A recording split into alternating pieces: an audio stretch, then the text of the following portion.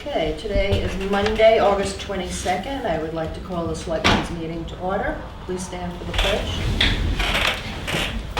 I pledge allegiance to the flag of the United States of America and to the republic for which it stands, one nation, under God, indivisible, with liberty and justice for all.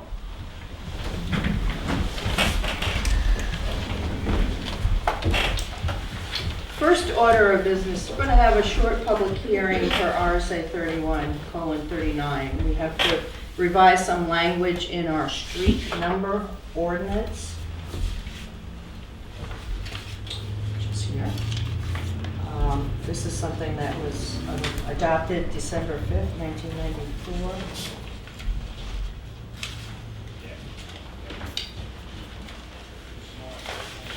There's a revision for firm in 2013. But what we are changing is under 6.0, numbering requirements and procedures. The section R319 in the International Residential Code that we go by says that address numbers shall be a minimum of 4 inches. In our ordinance, it says 3, so we are changing it to 4. Anybody have any questions? I guess my question is, where does a number have to go? But that's not to do with the size of the inches. We have Right, ours I on our mailbox across the street. Is that okay? The only thing that we caution about as far as mailboxes across the street, as far as numbers wise, someone might take that it's the neighbor's place. A lot of times they're either on a post out in front of the residence or they're attached to the residence somewhere along there. And we've been going by 4-inch for quite some time. I think that finally got caught. That's up to date. There is something here about visibility. Street numbers shall be displayed so as to be conspicuously visible from the street on which the number is assigned. Shall be visible year-round.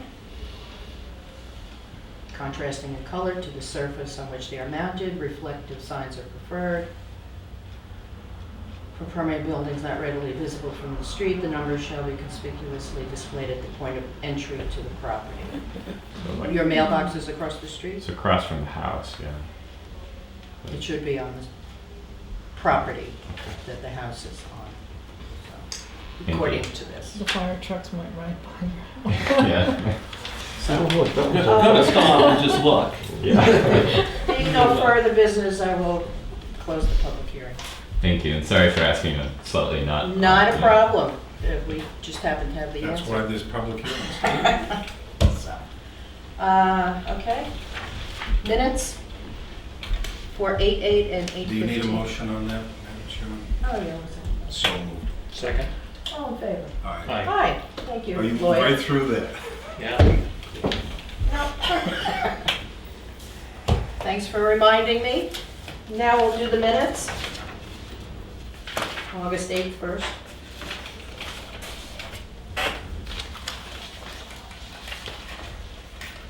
I didn't have any changes. I have nothing. I have nothing. Motion to approve is written. So moved. Second. All in favor? Aye. Excellent, Karen. Thank you. We'll have to ring a gong or something. It's not the first time. Not every time we have to do that. That was a 4-pager. Okay, 8:15. I have no changes. I have nothing. I have nothing. I have a comment though. Karen, Oh, yes. thank you. Oh, you're welcome. These were very informative. Yeah, like, Other people can read them and make sense, and yeah. thank you for Very, going the very extra helpful. yard. You used good judgment on that. Thank you. Motion to approve is written. So moved. Second. All in favor? Aye.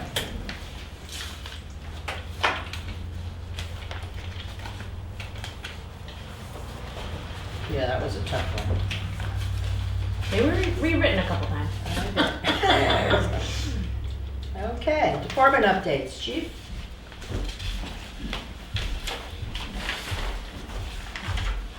Still doing it? Go up and down there. Thank you. Thank you.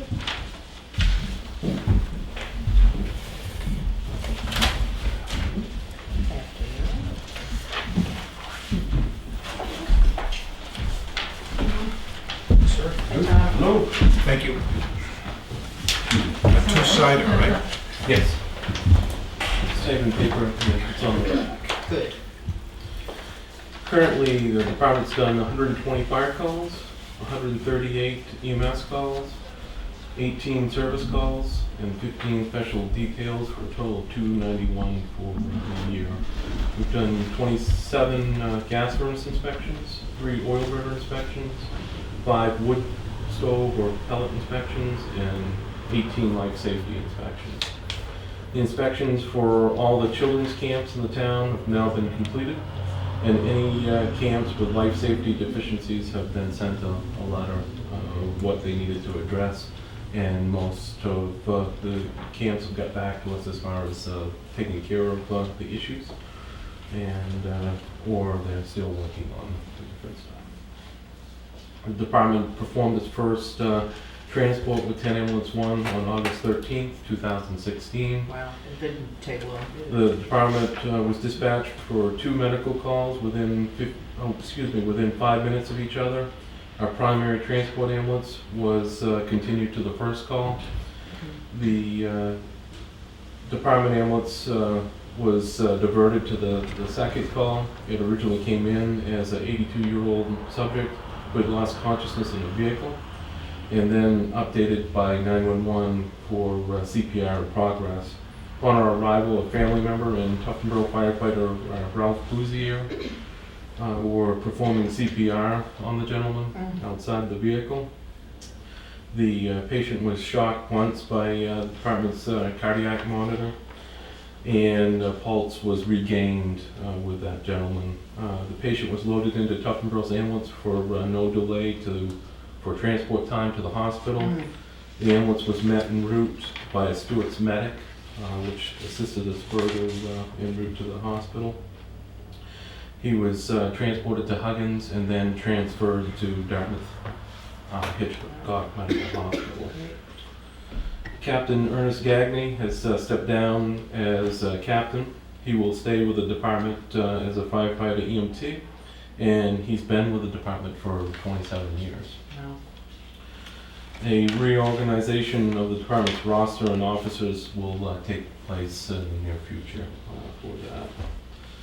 The department has been working with Camp Belknap for a future building burn.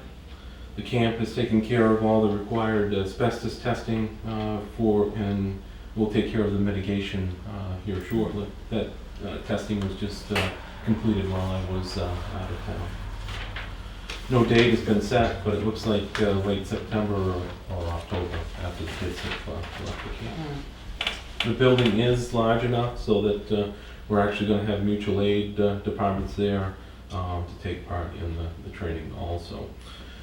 West Ossipee Fire Department will be posting a certified airboat class, and we'll be sending at least 3 members in our airboat to that class. Engine 4 has had its rear springs replaced and its first half of the year maintenance. That came to a total of $3,281.64. The original estimate for the spring replacement was $4,124.60. So it came in under estimate, which was good.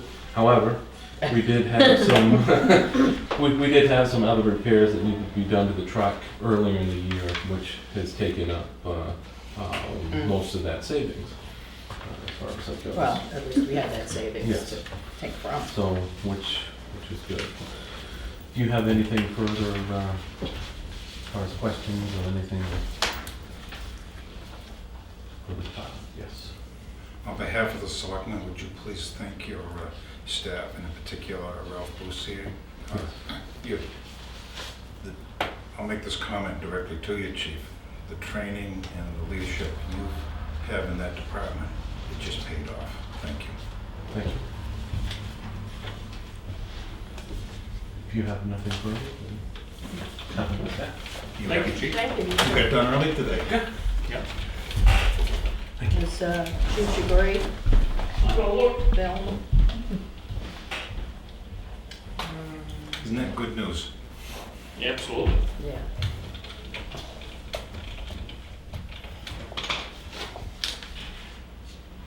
Do you know if,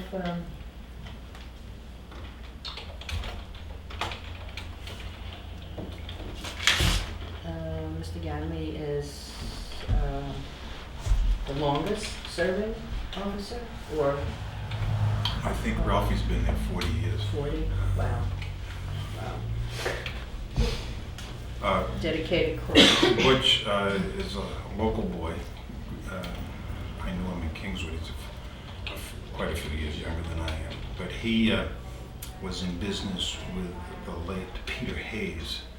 That were some of the greatest, best rescue teachers, you know, in the last 30, 40 years in this part of the United States. Mhm. And he's been a real talent to, and a real teacher to now 3 generations. Joe, is he there? I went, he's on his way. Thank you.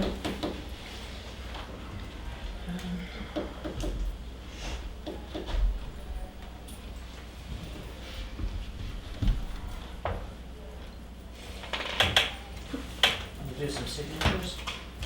Sure. Let's see, this is special limited power of attorney with durable clause for Richard Sager to That's for the auction. do the auction of those properties. To act on the town's behalf with the same force and effect as though the selectmen were personally present and acting for the town. I move you sign it. Second. All in favor? Aye. We all sign it. Okay. Aye.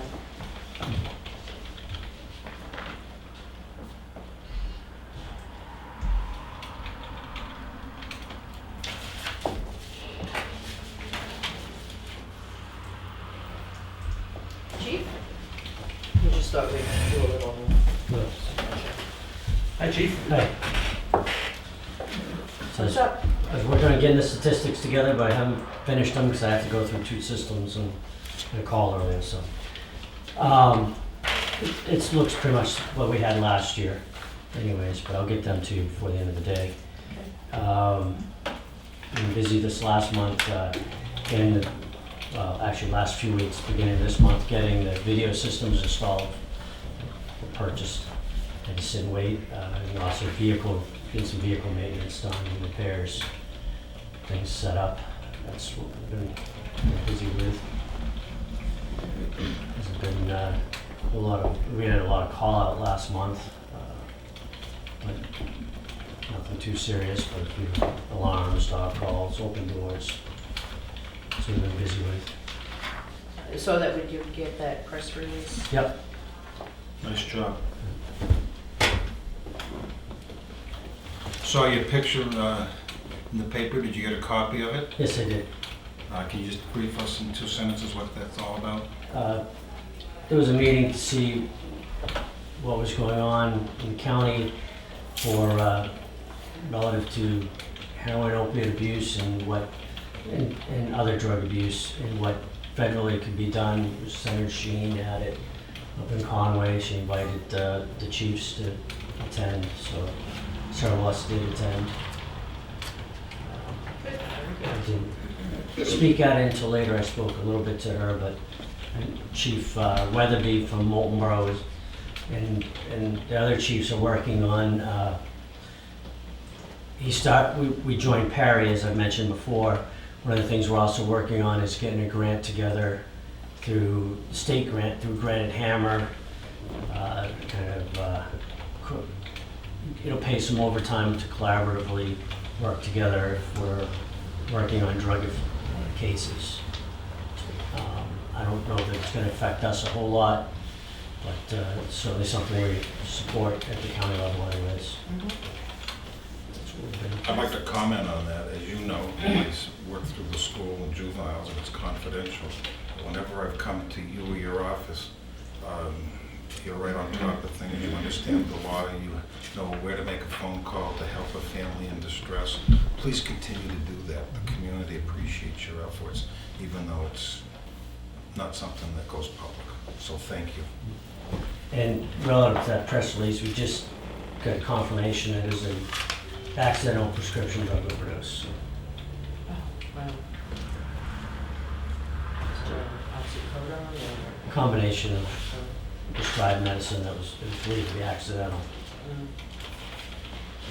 That's a shame. It's, like I said, we've been working this month getting our vehicles. We've had several that need some work done, getting them going and getting repairs and Plus it's vacation time, so vacations. we're mixing in We've been that. filling in slots, different places, but it's, that's what we've been doing. We will be talking to Mr. Hall next about the crosswalk at Pier 19, if you Yeah. want to hang around. I will hang For around. that conversation. Sure. Thank you, Chief. Thank you, Yep. Chief. Thank you. Okay, Tom. You're up. Hello there, welcome back. Thank you. Sure I couldn't make the earlier meeting, but this was much more convenient. Have you had a good summer so far? Yeah, it's been great. Been great. Who could complain except, I guess, the fire chief dried it. Yeah, right. And people are And gardening. he was on And gardeners. vacation for a week, so. Yep. So you've gotten the state letter. Yes. I suggested to Carolyn Sundquist in an email that I thought the next step was for somebody to appoint, for you to appoint somebody in the town to take over and get the crosswalk done. I'm willing to still stand behind my April 5th email, which said I would, try and raise $8,200.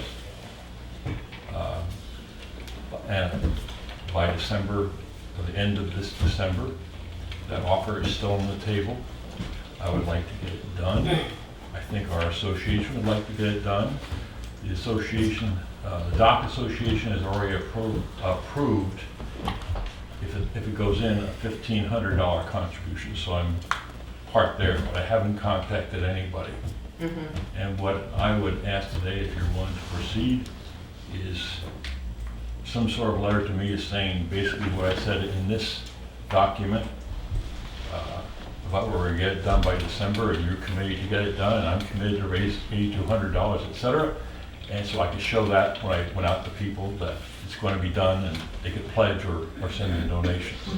So that's where I stand on the matter. And I guess you wanted to talk, that's why I'm back here. As far as what we got back from DOT, to me, it seems a little bit more than what we were looking at. Am I right or wrong about that? It's more than what Bill Lambert originally told us, okay? I agree with that. I've looked at other installations in the town, and I'll go back. When we first met, it was gonna be 31,000 and a huge system. Yes. I have worked hard to maintain and reduce the cost of it, because I understand that was sort of way out of the ballpark. And we've gotten it down to something that I'm willing to go raise $8,200. How much more it's going to be, I don't know, but I think a lot of it the town can do, if you ask my opinion, in terms of putting things up. I would point out that we've reduced the money because we've worked with the state. I cannot be the person to work with the state anymore. It's really the town working with the state, saying, hey, come on, guys. And I'll show you an example. And I'm not trying to say this is the way we should do it. I'm just trying to give you an example. I stopped in Enfield on the way over here to see, and I took the camera, I'll pass it around. This is those grids you have to put down for ADA compliance. You can see that they just stuck it on top of tar, and they painted around it, okay?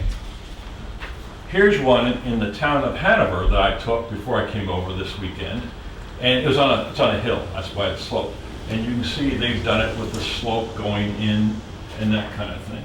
So I think what needs to be done is if somebody from the town is appointed to get this done for you, and I'm not know who that is, that the first thing I would say is go over and talk to Plymouth, come over to Hanover, or I'll set up a phone meeting with Pete, who I know quite well over there, and we can talk through the issues in the letter, because I don't understand what the implications are myself. I'm not an engineer. But I think the guys who did it in Plymouth and the guys who've done it in Hanover know just what to do.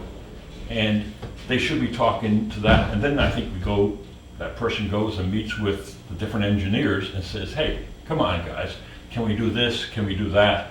And negotiate a little bit. So I think the only things that are new are how much do you have to do in that, and then the lighting, the overhead lighting. When I came by today, there always a light up there in one of the poles down there. If you look, there's a big, what do they call them? Street light. Yeah, it's a round street light, that's right. But, for what we're trying to accomplish for a certain number of months of the year, I don't think it has to be rocket science, but I think Bill seemed a lot more negotiable when we talked with him, and I'm sure his people, you should be able to work out a reasonable solution. But we saved hiring an engineer and doing a huge study ourselves, because you were willing to send in the application I did, and so they specified what we needed. Right. And it's not what I brought is, I don't know if you've seen these kind of things or not, but here are the kids, here's a student going across and pushing the button in Hanover where we have it set up. Okay? This is the kind of pole it is. Okay? Here's the sign, the push button kind of thing. And you'll notice in one of them here, the light is going off, the lights go around so they flash from all different sides. And so I just wanted to make sure you use. That's an intersection. Pardon? That's in an intersection too. Yeah. Well, it's a side street. Yeah. Similar to what we have now. Yeah. And that's right across from the Episcopal Church as you come up Main Street in town. But I wanted to give you an idea of I don't think it's that different from what other towns are doing. And I think Bill Lambert's in the position he's got to require ADA compliance. Now, even though we may not have wheelchairs or blind people or other things crossing. So I don't think it's that different. And that's why I started looking at it. But I haven't done any more with his letter in terms of that. I think it's really, if the town can appoint somebody who says, we're gonna get this done, let's go talk and do it. That's the next step. Because I'm not, a citizen shouldn't be doing that. Is there a price attached to that paperwork?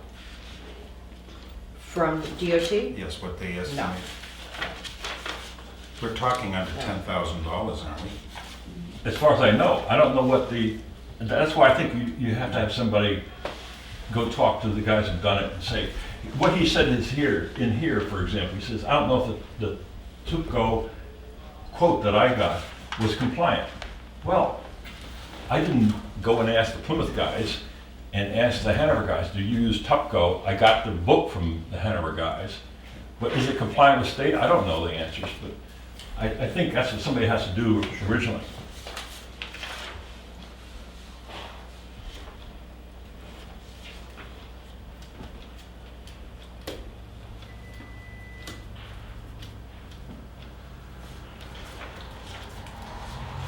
Do you have any questions?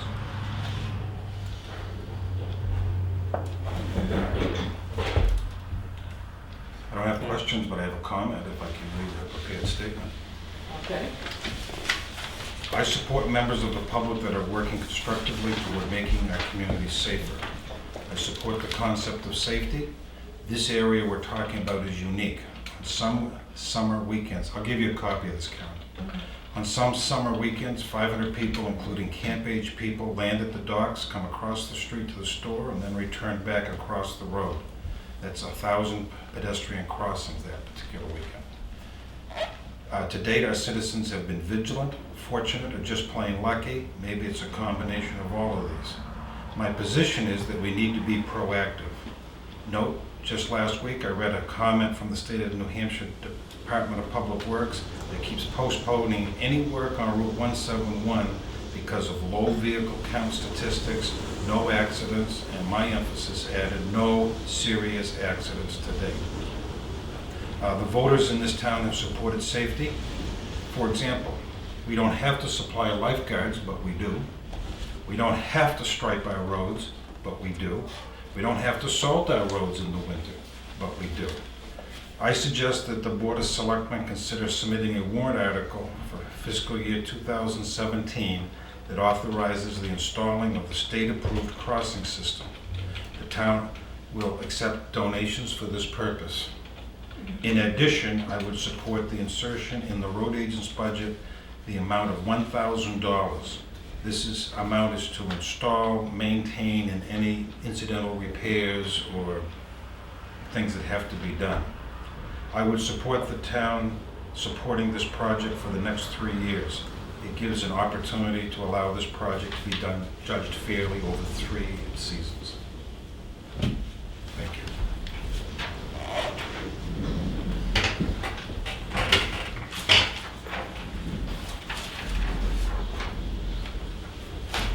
You want to make a, oh, go ahead. No, I think you've brought a good process forward. You're looking for somebody else to step up and carry it further, which is terrific. It's, I can't say I'm surprised that it's more complex when it comes back from the state than what's been involved in a conversation back and forth. The conversation provides a good framework to work from, but before they sign off on or approve the installation of any feature or addition to a state highway, they're going to look at all of the different aspects of it.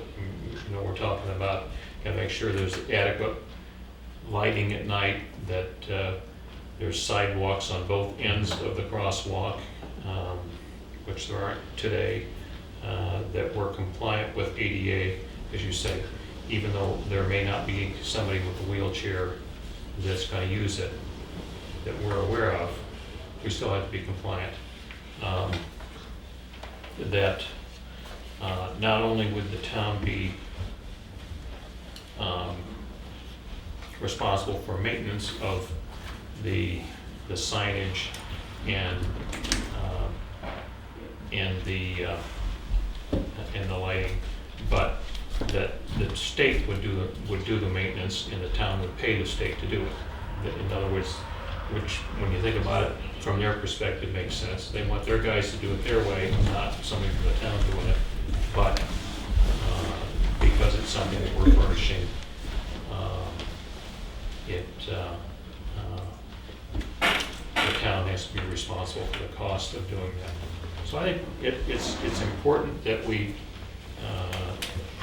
move the project forward, and I think your approach is appropriate. Between now and town meeting, it provides time to get the full measure of costs associated with it together, bring it to town meeting, and let town meeting deal with it, and move forward to accomplish the task. Okay, Want me to state that in a simple motion if I can? please. I would like to move that the Board of Selectmen support the creation of a warrant article for 2017 that authorized the installing of a state-approved crossing system at the Pier 19 or 19 Mile Bay area we're talking about. Part of that discussion is that we will accept the donations for that purpose. The second part is, in the road agent's budget, I asked that we, as selectmen, put in $1,000 in a special line to maintain, let's say he finds rocks, a ledge or something, or maintenance, it gets hit or backed into, you gotta repair it. So it's really 3 parts of a motion, but if you can, Karen, write that as simple as you want. Yeah, I think it's sufficient that we support through this motion the fact that we will go forward. It's not going to get done this year, but it will. We need time, I think, to investigate exactly what we have to do, how much it's going to cost. We also need to find an individual that we're willing to ask to be our point person. And And who we have will some- that be? Do you have a person in mind? I think. Well, out of courtesy, let's ask them first, Yeah, yeah. before I But you volunteer do an have individual. somebody in I mind. have 3 people in mind. I would like a selectman to work along with anyone that accepts this. I look at the problem, that style is the same thing that we've done in Milfoil, budget meeting, Line Pond, a selectman, and someone, some chairman or someone interested has been the point person, and that just, boy, things have been getting done as a result. So, and you, sir, thank you. Can I have a second on that motion? Second. All in favor? Aye. How does that sound to you, sir? It sounds terrible because it will not pass warrant. And my $8,200 offer, it ends in December 2016, just so you understand.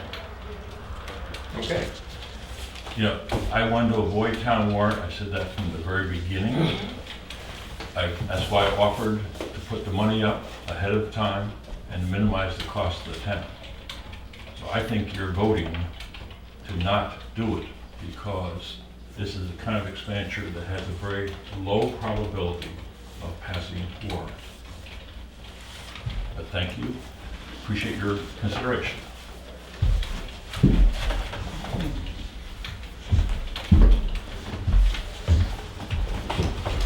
Thank you, appreciate it.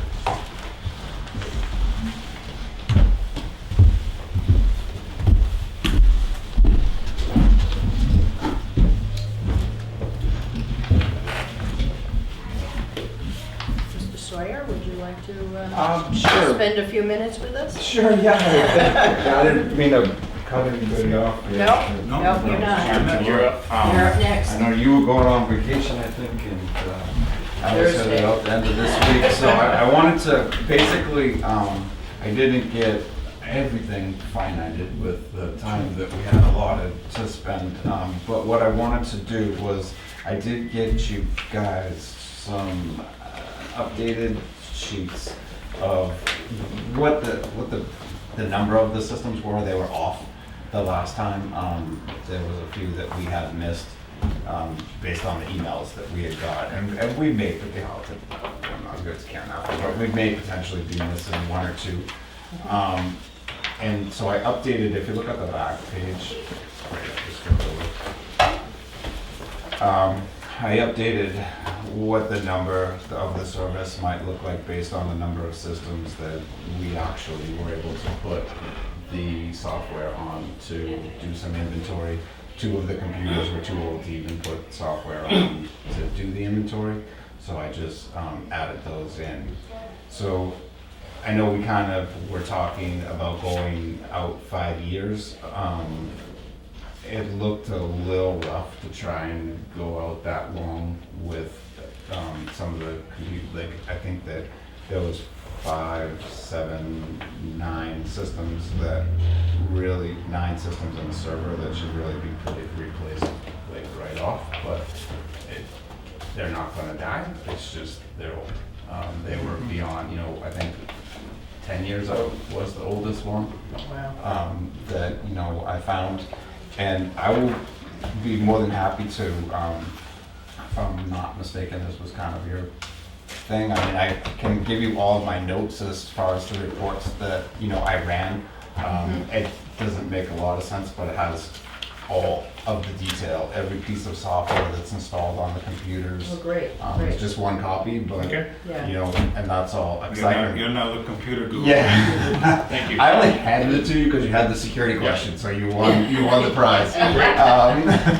So, and then I noted on the bottom of the things that, you know, that we didn't get a chance to review, account, go over.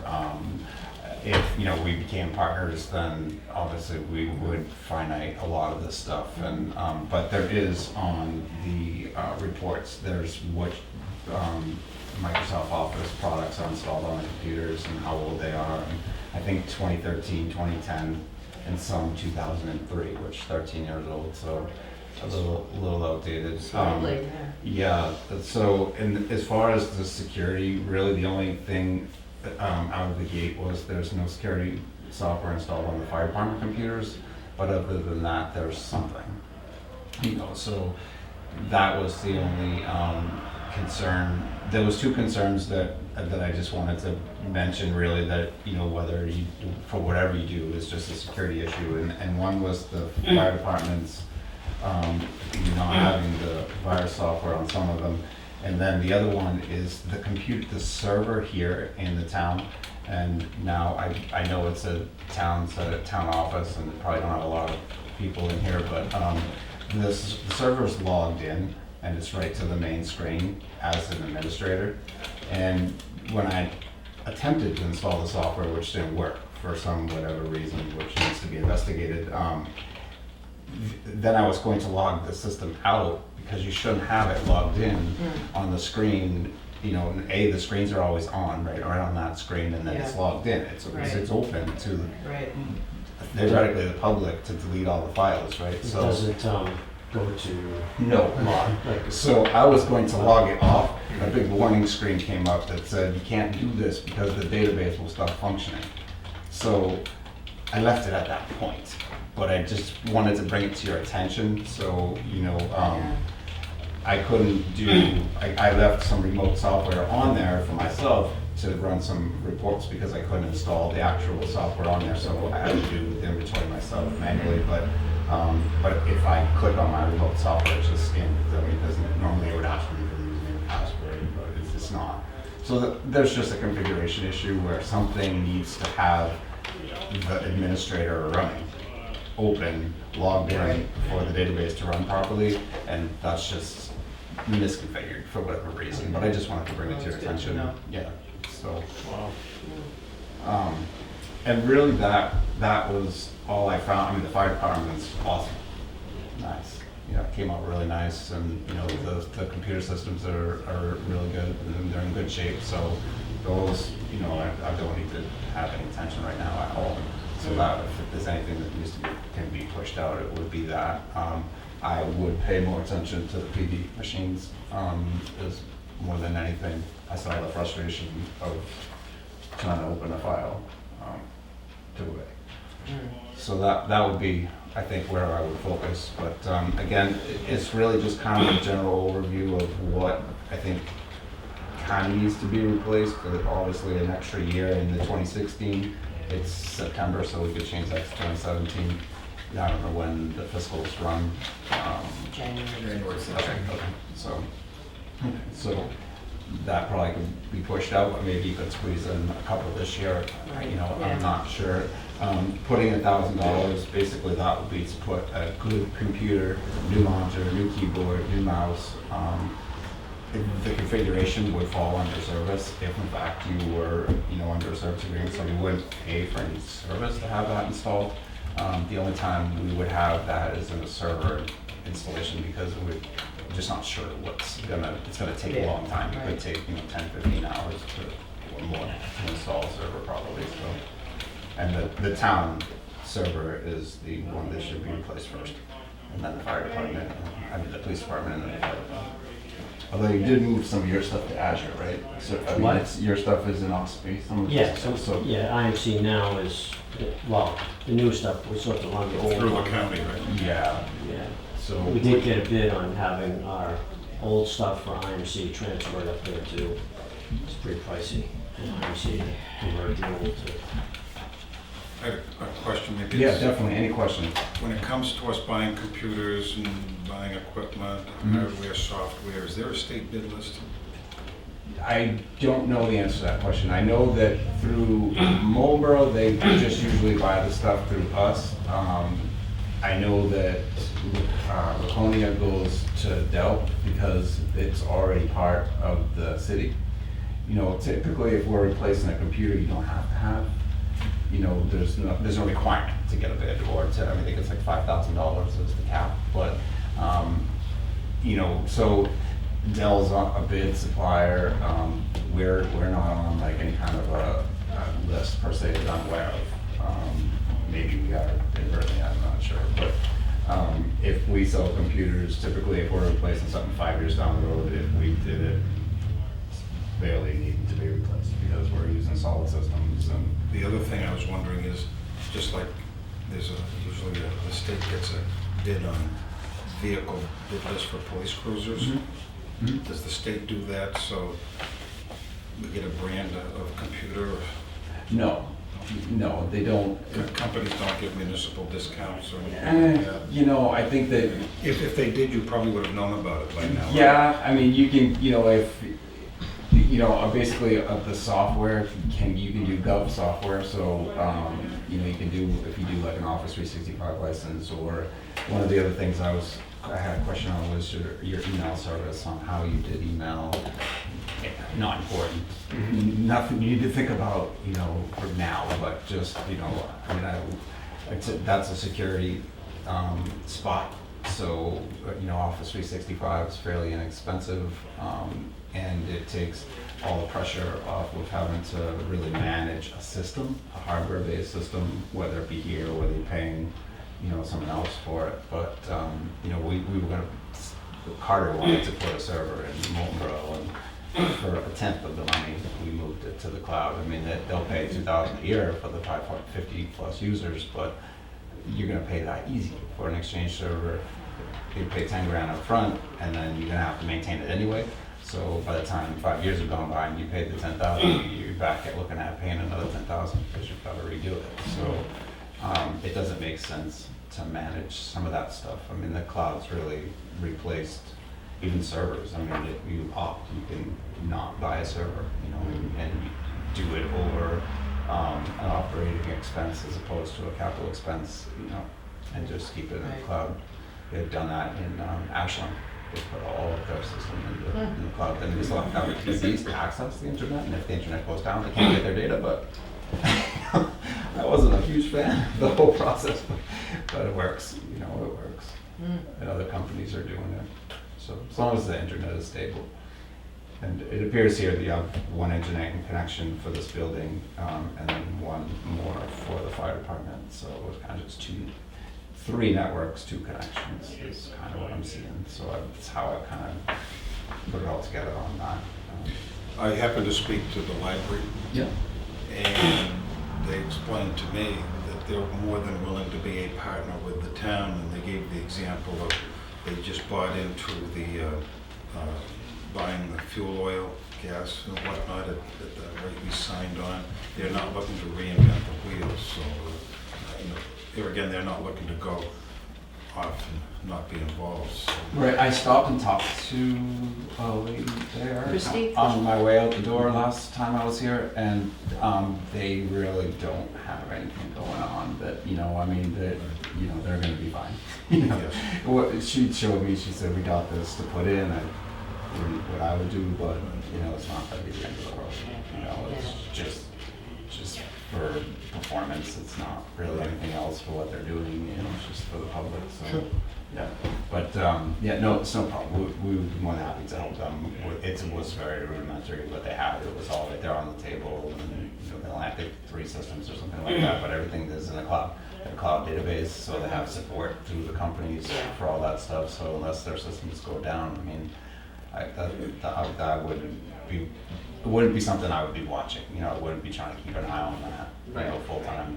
They don't have anything. I mean, if they have us, like at the public library in Marlboro, we don't watch any of the computers, but we watch the servers to make sure, because they have everything that's local, and the people get remote desktops from the servers themselves, and that's where their catalogs are. And so we watch the servers, but that's it.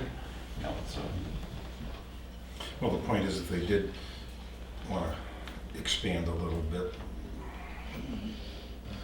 everything else that they've done, they want to be part of the town. Sure. They're technically kind of separate. It's kind of, libraries are kind of unique entities, but there's, In this case, they would have to get their own contract. Yeah. They would be separate. Right, sure. And we can do that, and like I said, there's nothing that I would, Right. you know. And that would be something Yeah. that they would discuss with you. Yeah.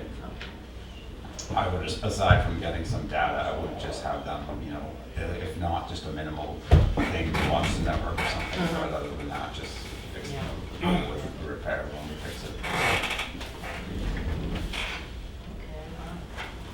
Okay, There's tons of information in there, you know. so we'll have some time to kind of sort and sift through this and Yes, absolutely. get a better It was picture. overkill. I was just trying to get to as much data as I Good. could before the end. Now, so I'll kind of just wait to hear from you. I won't pull any of the agents until I hear one way or the other.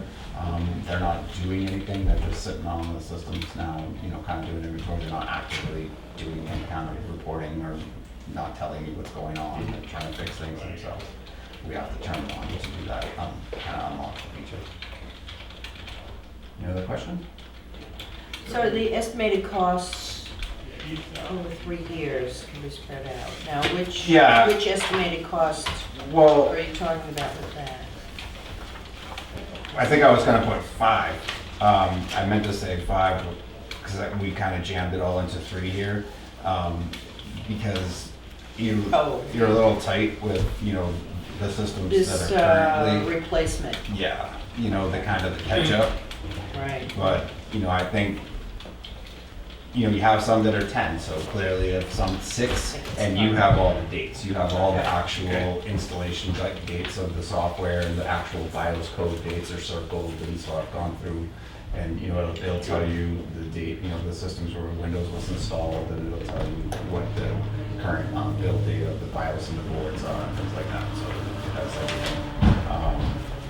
So can you push some of them up? Yeah, you know, you probably could move maybe, you know, the 17s to the 18 to 18, you know, move everything up a year on, and then disperse half of the 2016s into a different year, and move some of the other stuff up. I mean, because 2020, right, so there's only 1, and 2019, there's nothing. So let me suggest, Yeah.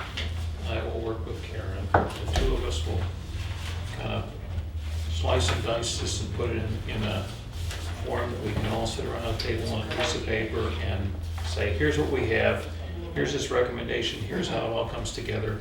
Okay. Just kind of a snapshot that Sure. allows us to take what you've put in your head and reduce to this and kind of expand it out a little bit. Exactly. And Yep. with enough data that we can make logical And move decision stuff- and move decision stuff points around. Right. without every one of us having to go through Yeah, no, those pages. yeah, So, that- no, no. and Thank you for thank you for leaving me with all this stuff because we'll dig out to a level that makes sense. Okay. And then put it together with this, and I think it'll Good. give us a good tool to work with. Excellent. All right, awesome. Great. Thank you. Thank you very much. Enjoy your for coming vacation. in. I will. All right, have a nice day, sir. Take care. Thank you. All right, take care. Take care. And I'll leave this for you. Awesome, thanks, John. You're welcome. More bedtime reading. Yeah, you too. Melissa? Yeah, right? It's gonna be lovely. So his report was very complex and comprehensive. So it seems It's, like. So, Mazel. So with the cost, Take care, Ken. can't quite be determined yet, am I right? Because you have so many options to explore. Right, right. So we need to do a little work with it before we've got numbers that actually make sense to look at. I mean, we can add all this up and say, there's a bunch of money here. It sounds like there are a lot of different ways to And there are configure things. different ways to do it. Yeah, a lot of the equipment, basically what he's saying is a lot of the equipment we have is really, really old. And, you know, part of what we need to to do responsibly is take us from stuff that may be about to croak and vulnerable into a system that works in a framework that over time is sustainable. Rather than saying we'll just address a problem when something croaks or when we have a problem. That let's deal with it as a maintenance issue on an ongoing basis. Not wait till the windows fall out of the building to do maintenance work on the windows. Not wait till the water's coming through the roof, put a new roof on. We know how long these things are supposed to last, and the same sort of thing. Same approach we need to take in dealing with our IT systems. Yeah, everything we do is computer-based, so. Well, thank you for doing that, Bill. Appreciate You're welcome. you taking that little particular task on. All right, back to the signature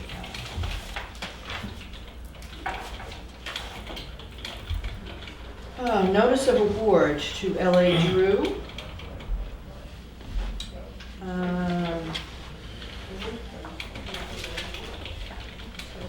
Must comply with the following conditions within 14 days of this notice. There's two different forms in there in triplicate. The title of the form is up at the top.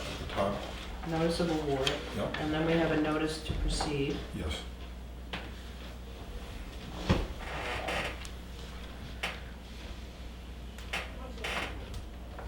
Contract Thompson, the contract will commence to run on 8/31. Better get going with this. And completion is 11/29.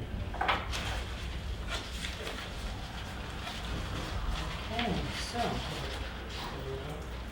Sign this and already made the motions to award.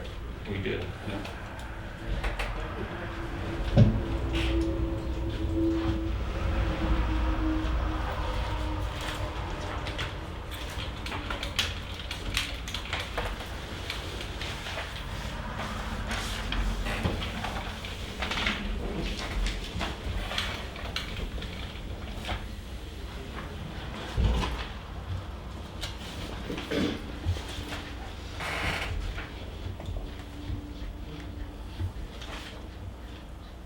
We're doing these in triplicate. Yes. Doesn't have a date on it.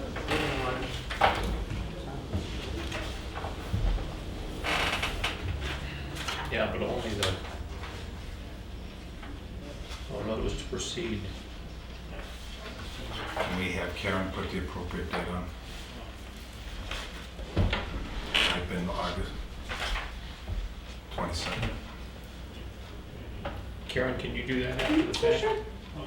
I have a typewriter. Yeah, actually, I'll figure it out. And this is the agreement between L.A. Drew and the town. I read it over and I have no issues with it.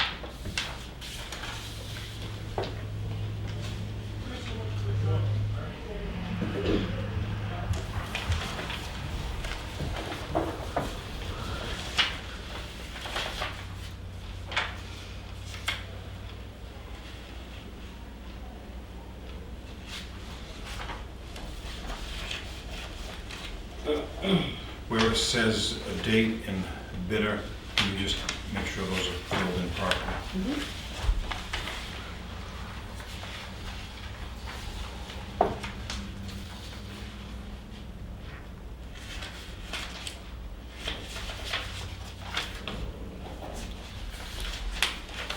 Four copies of this.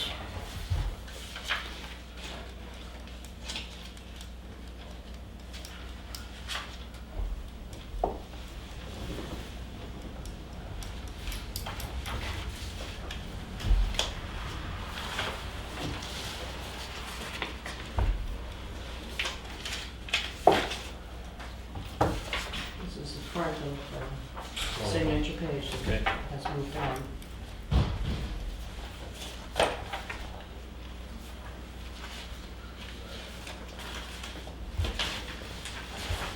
let's pick one of those.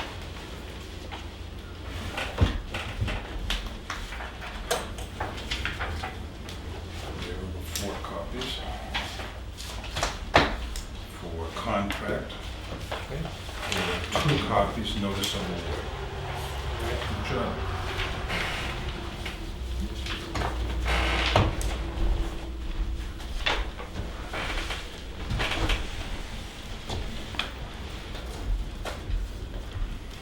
Okay, next we have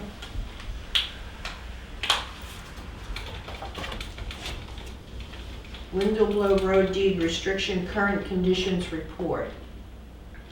Conservation Commission received a letter from the Society for the Protection of New Hampshire Forests dated 2016, requesting the commission to review the Windleblow Road Deed Restriction Current Conditions Report, and if the commission has no objections to such, that Carolyn Sunquist, as chairman, sign the report and return the report to the society. Conservation Commission reviewed the report on July 18th and has no objections to the findings considered.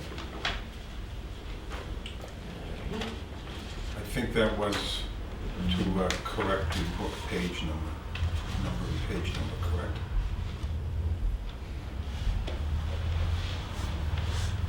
So, review the Windleblow Road Deed Restriction Current Conditions Report. Yep.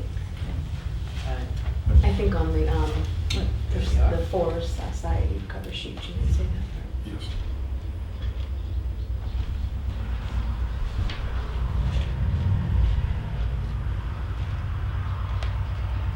There's a big easement down there that protects the wetlands.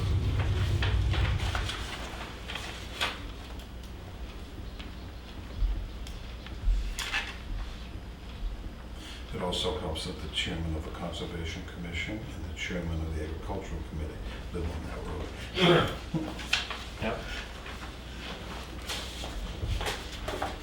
Alright.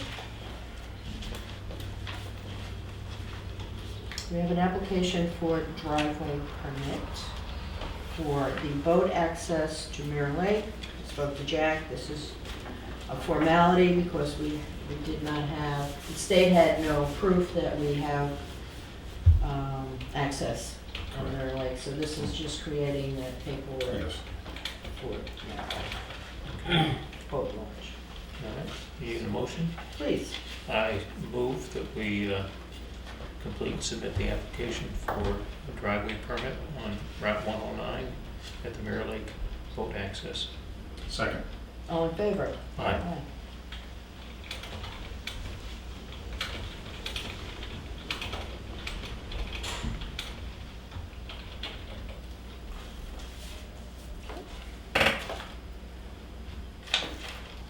Tent to cut for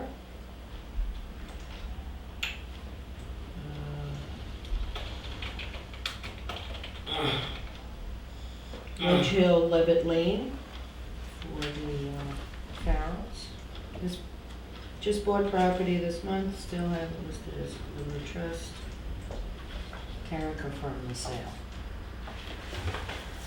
Motion to approve the cut for the Charles and Dina. I took the liberty at the very top in the margin, put the proper lot number down. The person who filled the paperwork out left out one of the 3 numbers. Mhm. Okay. So moved. Second, all in favor? Aye. Aye.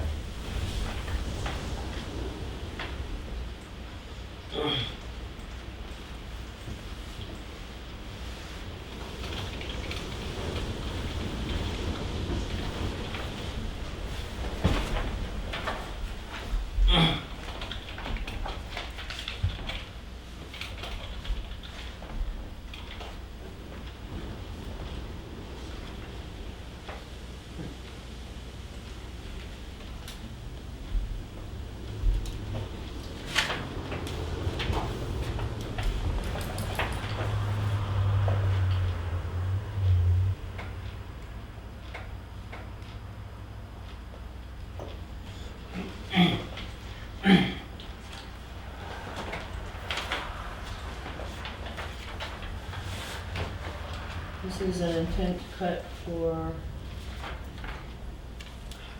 County Road, Mary Kruchansky, Stephen and Mary Kruchansky.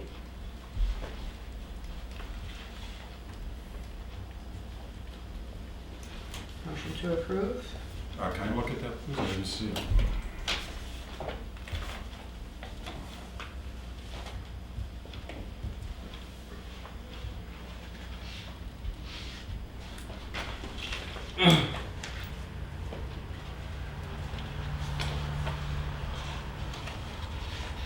Is this the one where they're gonna be going across Melvin River and coming out in Mountain Shadows?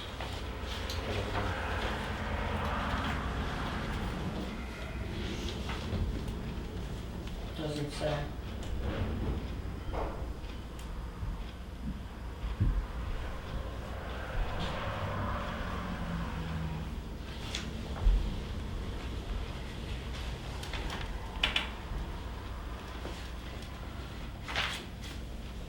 If that's the case, then according to the course that I took, there's certain permits, and if the road's over 200 feet, that goes to another level.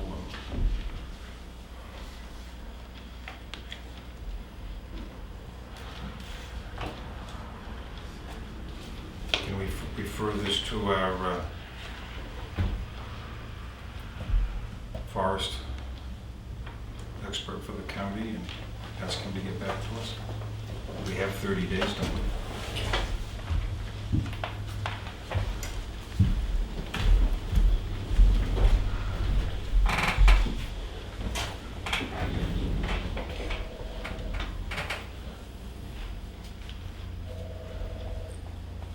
Well, there's certainly time before they anticipate starting in December. So, I mean, I have no agenda here, I'm just being vigilant.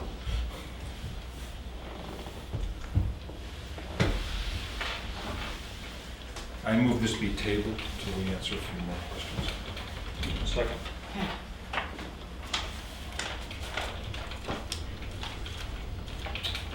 All right, we have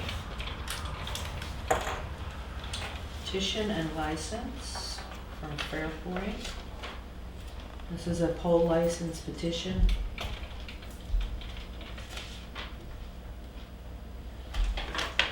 I believe they are just replacing poles and do need a license to do that. Does it need one signature or 3 signatures? 3. So, Is there anything we need to check with Mr. Bolt about, or is this just no, routine? no, this is routine. I have no problem signing. It says Northern New England Telephone Operations be and hereby are granted a license to erect and maintain poles and structures with wires, cables, conduits. Does it say where? Or what right away? License 1 replacement pole and 2 existing poles on window blow. Yes, I think they're working with Jim and making sure they're back a little bit so the snowplow doesn't hit them. Unless I'm confused. I have no problem. So a motion to approve the, So moved. Second. all in favor? Aye.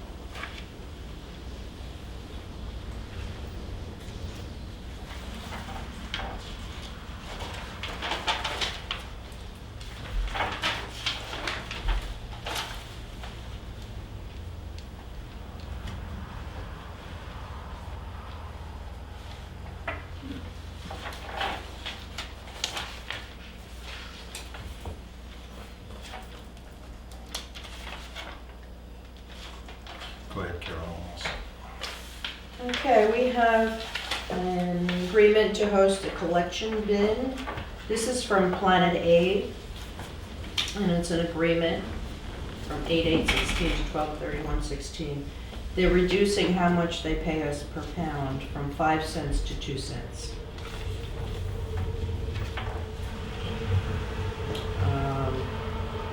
Dramatic decrease in revenue and an increase in cost of doing business over the past year, forcing us to reduce our partnership.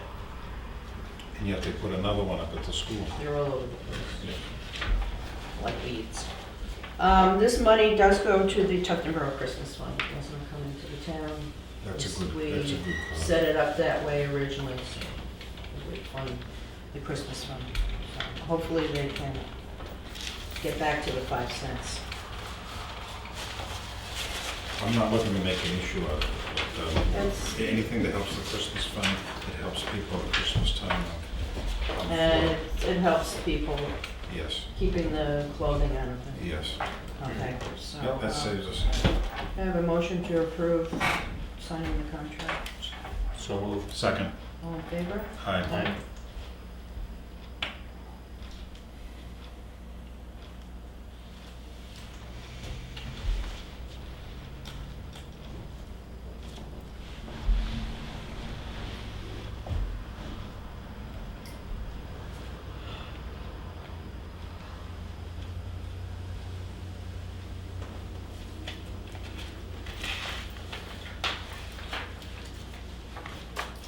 Okay, and we have an MS1 extension request form.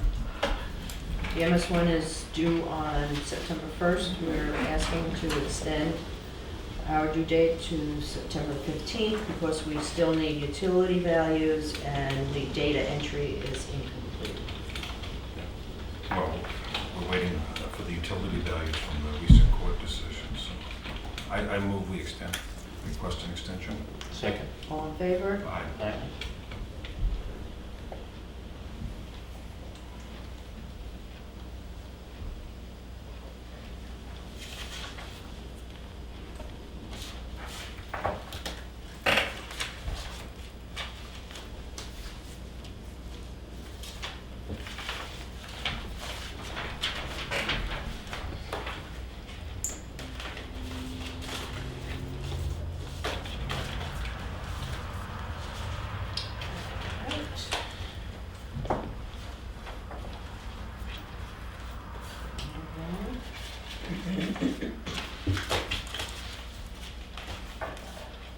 I believe that takes care of our signature file.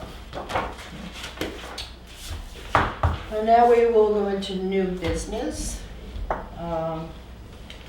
Diane did give us the MS 434, which is our revised estimated revenue that goes along with the MS1 for September 1st. Actually, this will go in for September 1st. This is, I don't know if you had a chance to look at it. I did. I did get one from Diane on Friday that we made adjustments to. So, one thing I want to bring to your attention is the sale of municipal property. We have put in, I suggested 100,000, thinking that we're going to make a lot of money from our auction. Fingers crossed on that one, because it's almost $500,000 worth of property that we're auctioning off. Yes. So I don't know if you think that's a good number, or you feel we should reduce it. What are your thoughts? You're happy with it? Well, I guess I'm hoping that we get something like that amount. It can be revised when we go to set the tax rate down. Hopefully that's after the 15th and we'll have a better Yes. idea how much money Right. we're getting. But I think we'll get substantial. I don't know. I've had a Your number of thoughts? people ask me for information, so at least there's some interest out there. Yeah, I would think there would be interest. I mean, I don't see how this encumbers the town, because the DRA reviews this with us quarterly, so.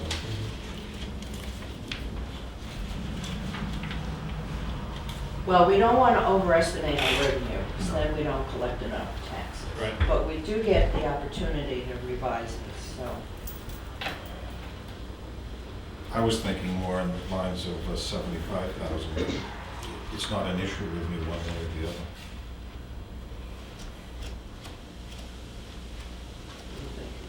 Leave it up to you, Bill. Thanks. I don't have a good feel one way or the other for it. Right. Okay? I don't really have a good feel for it, So- because we've never done this before. Right. Let's not make more work for ourselves. Why don't we just leave it Let's as leave it it, is? okay? I mean, We flagged it in our minds, we flagged it in our minutes. Right, and it can be changed, and Yes. they will make us change That's it, right. I believe. Hopefully it's after 15.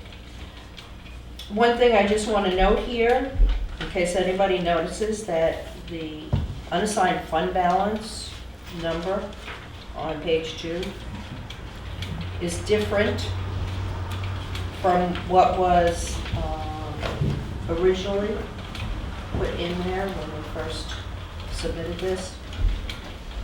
There was over $70,000 in land use change tax that we thought would be revenue for this year, but was actually a receivable for last year. So the auditor took it out of our revenue, and it is now in fund balance. So that's why that has And you increased. noticed that when we used the auditor's report, you picked up on that at that time. So I remember you saying that. Yeah, so it was good to Yes. have more. So if you're happy with this, then Diane can put her name on it and submit it Yes. to DRA. Sure. Unless you want to look at it no. and give her okay a little bit later. I'm all set. Okay? Sure, that's fine. Yep. So I make a motion to approve the revised estimated revenues as shown in the MS 434 Second. and have Diane transfer it to DRA. All in favor? Aye. Aye. Okay. That's my copy.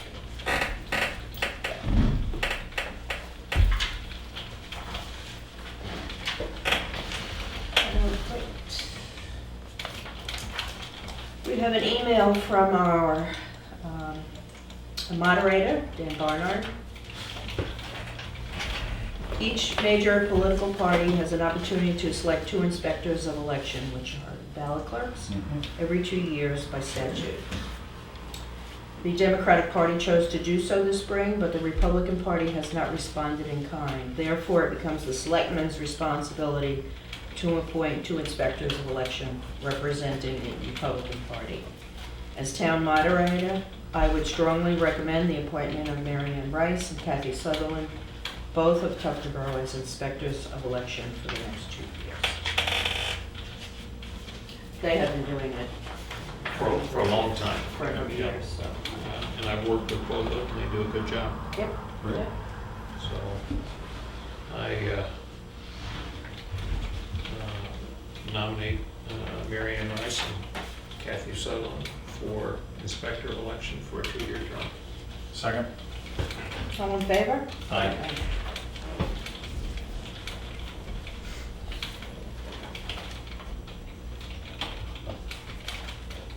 May I ask for the spelling of Mary Ann? It's two words, Mary and Ann, N-A-N-N, no E. Rice? M-A-R-Y, and then A, and then Sorry? And no E. No E. Rice, R-I-C-E. Yep. Ricky? Ricky. R-I-C-C. Yeah. Okay. It's a deal.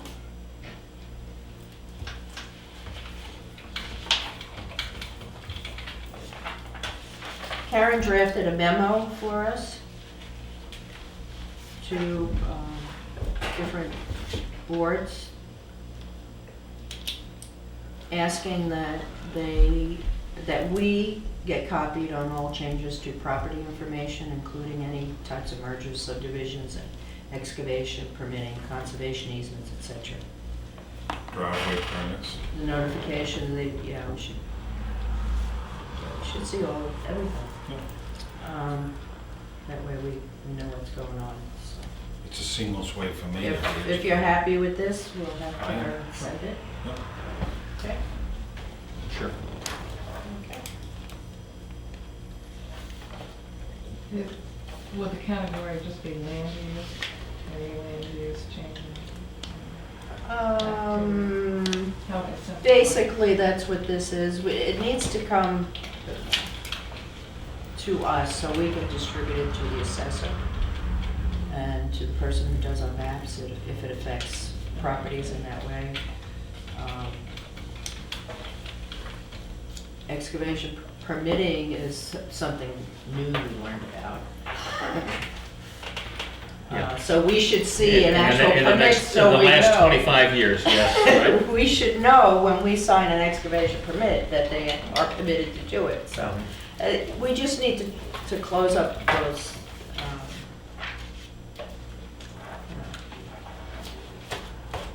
Need to be vigilant, that's all. yeah. We just have to be communicating. All right. Jack Widmer has responded about Meredith Village. She's more than happy to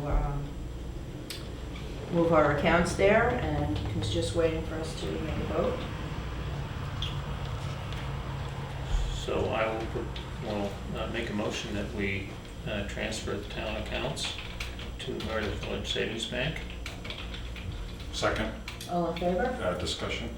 Okay. As I understand it, the town doesn't get charged 3 cents a check for deposit, No. and there are no fees attached, correct? I remember asking that question. So. Yeah, well, they sent us their Yep. proposal, I'm all set, I'm for which it. Jack reviewed, and Yes. he's very happy with it, so. Okay. Let the All in charge- favor? Aye. Aye.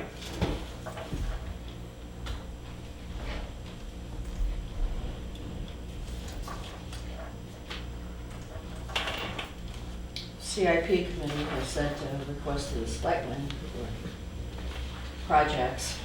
We gotta start talking about that. Here it Can is. we do it after your vacation, please? Because if you're on If you vacation, insist. if you're on vacation, we're on vacation. Or would you prefer to do Well, it the- another time? I will tell you that the CAP committee has requested inputs by the beginning of September, and it does help the process to have input early. So there are a number of projects that came out of the Selectmen in the past that have been on the schedule. Well, that changes my comment then. So- I was thinking of her vacation, and I was gonna use her vacation tonight at the end. Yeah. Well, if you guys would like to work on that in my absence, feel free. Otherwise, our next meeting is the 13th. Yes, it is. That's right. As far as I know, we don't have any new project, well, we do have a new project. Crosswalk. Crosswalk. A couple of boat launches have been talked about. Well, They're on the they've been, schedule. the Lake Road has been on the schedule for about 6 years, as has the wharf, Union Wharf bulkhead. Yep. And Mirror Lake was on and then off the schedule several years ago. They're all potentially active. If we're gonna do something with the computers, is that gonna be a capital improvement, or is that a repair, in your mind? That,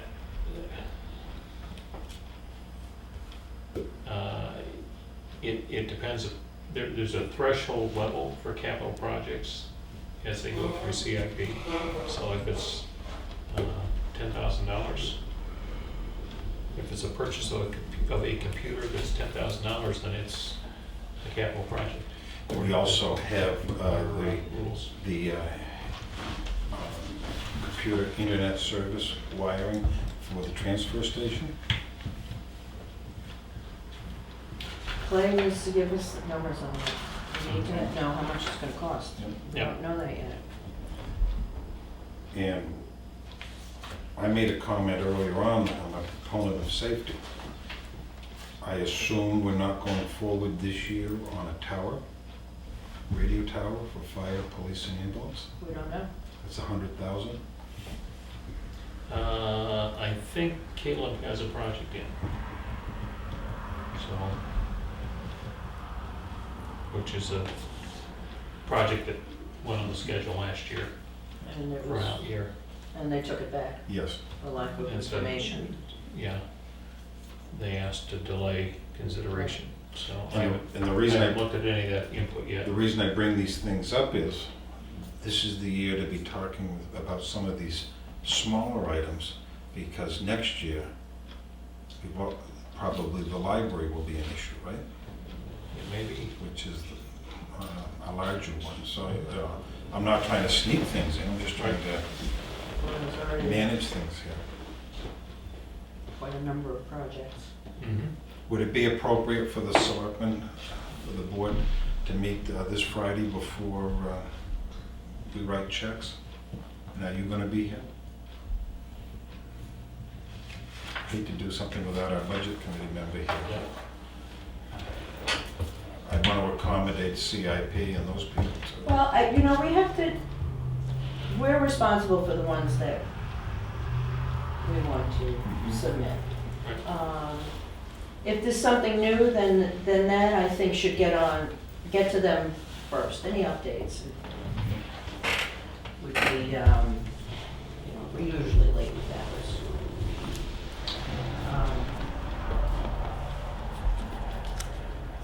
Well, let's If we think, could get them done on the 13th, I mean, let's face it, we have all day. Right. Knock it out on the 13th, we all come prepared. is that voting? That is primary election Yeah. day. We will be there all day. We will. We have all I day. think we should do a work session. All right. Okay, fine. Bon voyage. So look forward to it. Is the regular meeting going to start at 9? Yeah.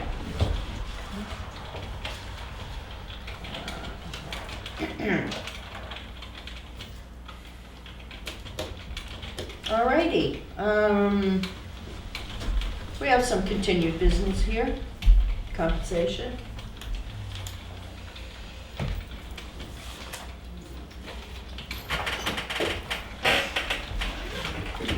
Well, I've done some poking around and brought some information.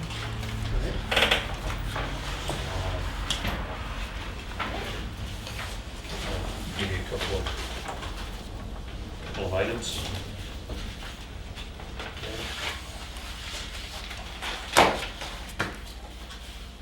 We were talking last time about cost of living adjustment. How do you get your arms around that? And one thing that can help us look at that is information comes out of the Bureau of Labor Statistics. What I printed here is consumer price index of basically the northern New England area. That's as close as it gets to us. It's a little bit different than the national numbers. And if you look at the somewhere in here is the number. I'm not sure that it's all right. It's actually at the very top of the second page. The 2016. Percent change from 12 months ago. Yeah. And this is as of July. These regional numbers apparently they only do every 2 months, every month. But what this says is that the consumer price index in this market has gone up by 1.5% in the in the 12 months ending July.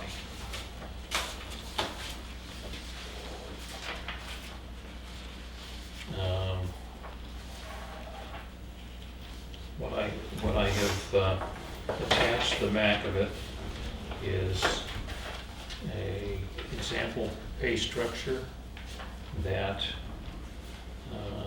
adjusts 1.5%. We talked last time about, gee, maybe you drop out pay grade 1 and you add another one afterwards at the end. And I guess what I am offering is perhaps a more sustainable way of doing it is looking at the whole chart and adjusting it by whatever the amount for cost of living adjustment is, so that the table itself never gets, you don't eliminate grades, you just adjust everything up a little bit. For And you that. don't have job creep onto another one. Right. Correct. Right. So, my understanding is that when we look at merit increases, that occurs timed with anniversary date and/or annual review date for individuals. In other words, those don't all happen at the same time. No. The increases, The merit increases. the increase from one step to another happens on January 1st for everybody. Not as a result of a performance review. As a result of a performance review in the prior year that is satisfactory. Okay. And that's, if it passes town meeting and it's written by a municipal budget act, we aren't supposed to, Yeah, we're retroactive. we can't play those games.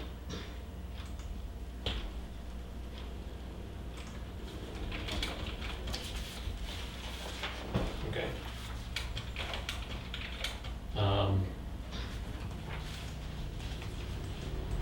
So this, what I've done with this example is increased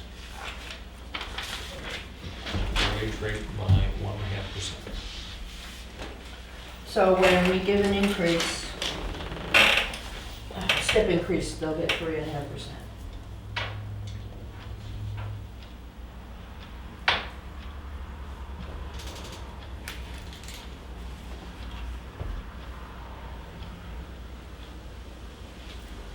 I approached, done? I know it is important to get this set as we go into the budgeting process, but how important is it to be set before we're into the budget process? In other words, if we're basing an adjustment on changes in the consumer pricing index, what we have today is through July. Don't know that data later in the year is going to necessarily be helpful, but changing the compensation piece of the individual budgets as we're in the season doesn't seem to me to be a difficult thing to do if we're just factoring it. In other words, how important is it that by September 1st we have the increase rate in? Increase? It makes it so much easier for everyone involved to only have to put their budgets together. And if we want to go to the budget committee, we should have the numbers that we want them to approve. And especially the compensation, that's always Okay. a hot topic. I agree. So it's difficult if we don't have the salaries taken care of by the time the budget's I'm done. prepared to move forward. Yeah. It's,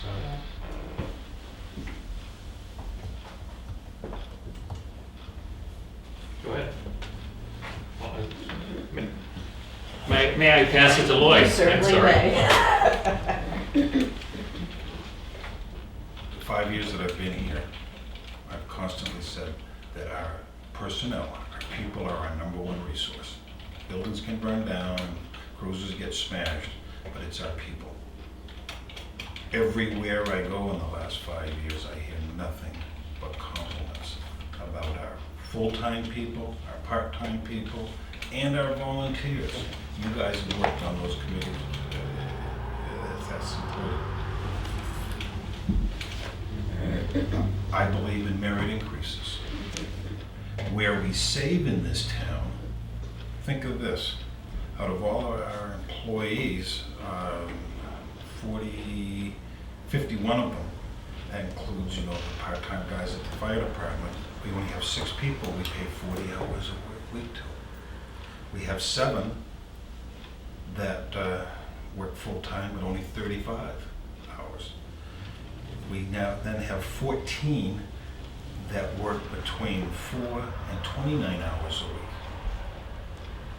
And then we have 24 that work intermittent per diem. If we were to take 51 people times 40 hours times benefits, we'd be $1 million, or $1 million higher than we are. So first of all, we're pretty darn lucky in this town. We're pretty shrewd with the dollar, and we have dedicated people that do the job, a lot of them for not a whole lot of benefit. A 2% merit increase, if everybody were to get it this year, would be $22,216.20. That's all it will cost out of a $9 million cash flow. That's not a lot of money. I will then go one step further. Cost of living adjustments, and I went to Forbes, I went to a number of different places. Cost of living adjustment likely to rise to 3% in 2017 after zilch in 2016. The last 8 years has been very little inflation. I'll step back, that's why it makes good sense to put money aside because we can earn interest. That's just an editorial comment. The Consumer Price Index shows an incremental 0.2% gain over the last 12 months. Partly because of fuel. The bottom's dropped out. That is a volatile thing that we all have to pay for, and it can go out of sight in a hurry, can't it? How long is lower gas prices going to work? They're magically covering up inflation. It talks about what they anticipate in the next year. And at the end, they make the comment, we anticipate a 3% cost of living change is in the cards for 2017. We're right now talking about 2017. I mean, it's more than a year away, actually, for some people's merit increase. This is what I would recommend. I would recommend that we budget $22,216.20 for merit increases, like we've done in the past. I would recommend that on the anniversary date, and I have them right here, half are before June 1st, half of them are after, that on the anniversary date, if people are eligible, again, merited, they get a 1% increase to cover inflation, cost of living, etc. That would be $11,108.10. What's interesting is that's if they got the 1% for the year. where most everybody, is in March, April, and then the rest of the year, that figure comes out to $5,554.05. Now, so we're talking 22 and 5 in change. That's what I'm talking for increases. I will tell you though that there are some other pennies that are attached, because when you get $1 more or 10 cents more an hour, the police get .253 taken out for our share of their retirement. There's FICA, Medicare, things like that. That can be figured out. We're not talking $1 million there, we're talking pennies. But there is, here's where Diane on her sheet has that all listed by employee. If you accept that, then I have one other comment, but I don't want it to be confused with what we're talking about today.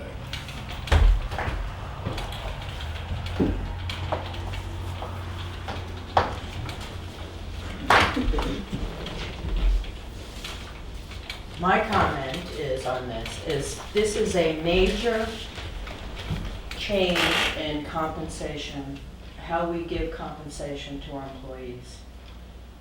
I would say this requires a meeting with all of them. If we go forward with this change, they have to know from us. I think that's a fair And it statement, has to yes. be explained to them and get their input. I think that's a fair statement.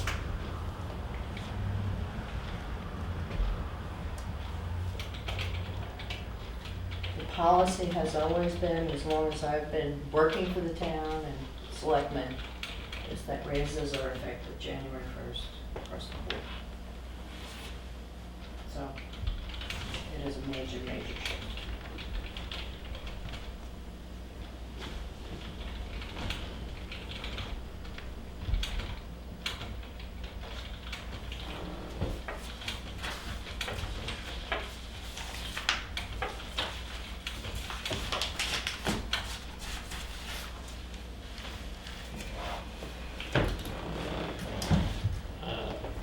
As I reflect on what you have suggested, a couple of questions, a couple of thoughts in mind. One is that if we're adjusting pay for inflation,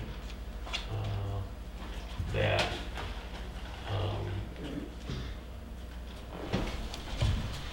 doing it for a partial year as opposed to for the whole year,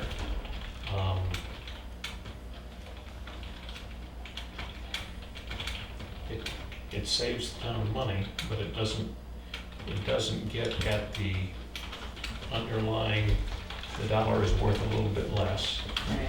And so that's what we're doing the adjustment for. Second thought that I have is it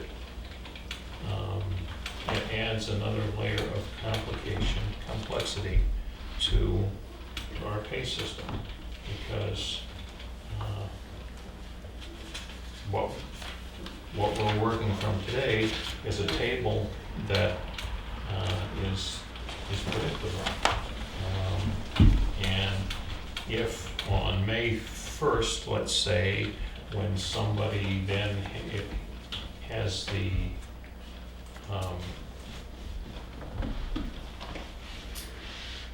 their inflation adjustment come into play, they're going to be at something that's off the table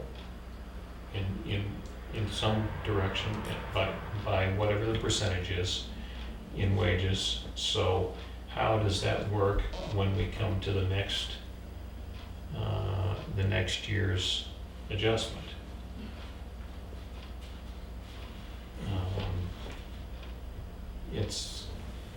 It's a whole, it's another layer. Yeah. It's a wrinkle, yes. The other alternative is, first of all, there are changes that take place July 1st, because that's when the state of New Hampshire, and that's when the federal government, if it does make changes, that's when their rates change. So I would have no problem with saying the day after those rates change, so she only has to figure it once. Do you understand what I'm saying? What rates does the federal government change on July 1st? I guess I'm not. What if they change the withholding taxes? That's when they do it. They do it effective January, the 1st, July. At the state retirement for our fire, police, and employees, it's always effective July 1st. It's the fiscal year. Any changes to payroll rates are effective January 1st? The change withholding, it's January 1st.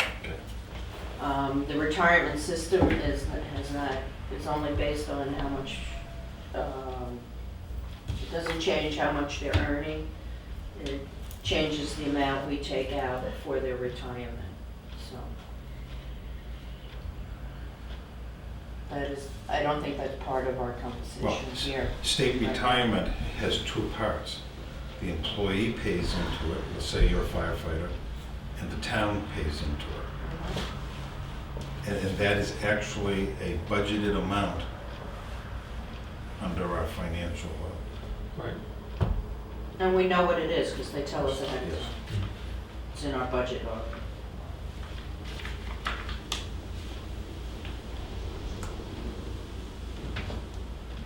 I personally am not in favor of changing when people get their raises. I know we've had these conversations before.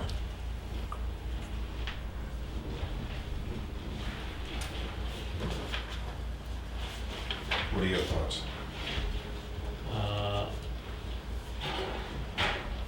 My feeling is that if we're going to do an inflation adjuster, that we ought to do it for the full year and not on the anniversary date. And again,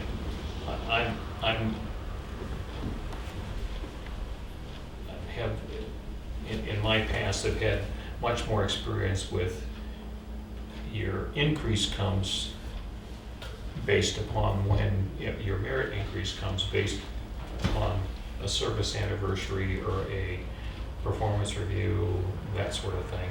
And if there's some general increase, which is an inflation adjuster, then everybody gets it for the whole year. Right. If the way we do things here is everybody gets their raise January 1st, and that's the way it's been, and I'm not suggesting that we turn the apple cart over. It's different than what I've worked with. But I do think that if we're gonna do a cost of living piece, that it ought to be applied for the full January year. And coincidentally, if you do that, then rolling it right into the pay table becomes a much easier way to administer it. It's not two separate pieces that you're doing.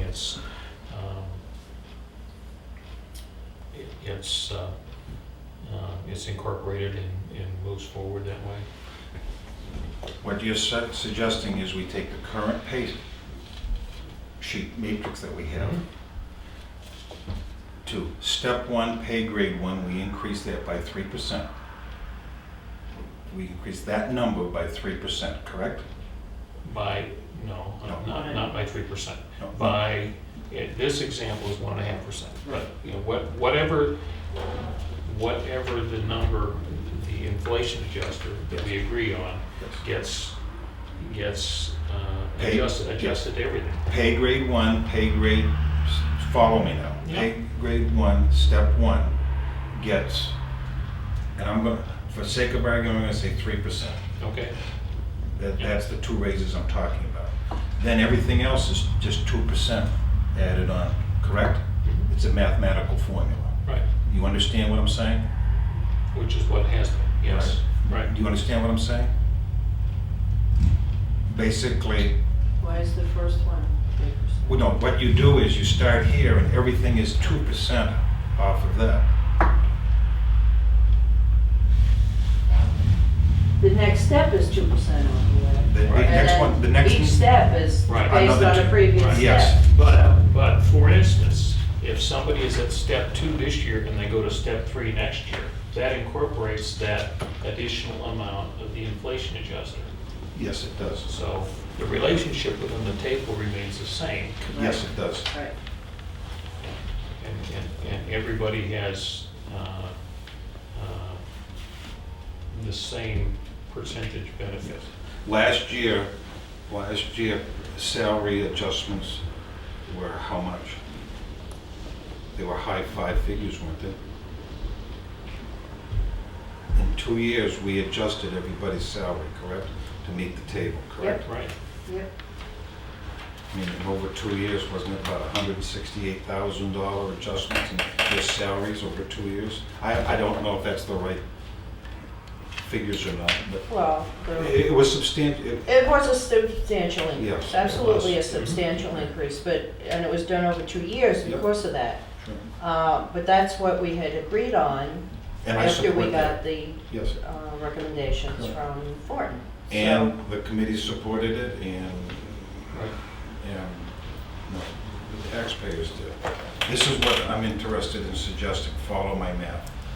A 2% increase in wages and salary, including a 1% cost of living, whatever we call it, is 3%.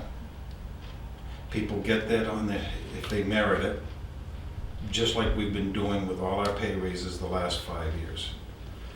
That comes out to a $33,324.30 increase in the budget, approximately. Are you happy with that $33,000 as an investment toward our people? I am. Are you? So instead of a 3.5, which is what It's- we think it's a- are, It's a 3. I'm saying 3, you're reducing it. yes. And instead of going on anniversary date or halfway through, I'm going back to the beginning of the year. I will make that a motion, but I'm not gonna go, if any people have real reservations about it. And then I have one other thing that's not related. I think that it would be very helpful if we had some kind of policy on how we will do these things, so we don't have to reinvent the wheel every year.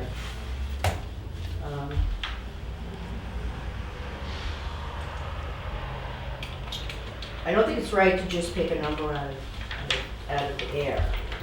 1.5, we have some information, right? You have information that indicates as of July. CPI is what, up 1.5? Is that what it was? Yes. So that's a real number I for have July of my information this is year. it rising to 3% by the end of 2017. That's how I came up with the one.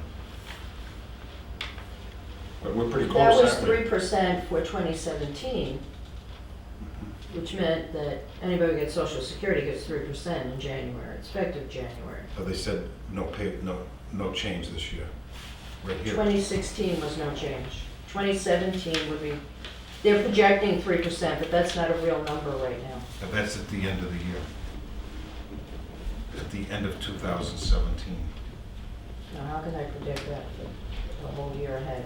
That's good. Well, Well, For that's why, 2017 is January 1st. projections are great, okay? that's exactly what it does. But, you know, if what we base our adjustment on are historical numbers that are already in the book, then it's, we're not basing what we're adjusting on what we think is gonna be next year. Right.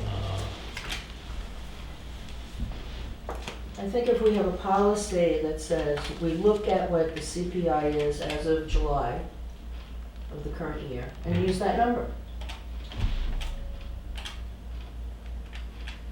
Or, I don't know how else we can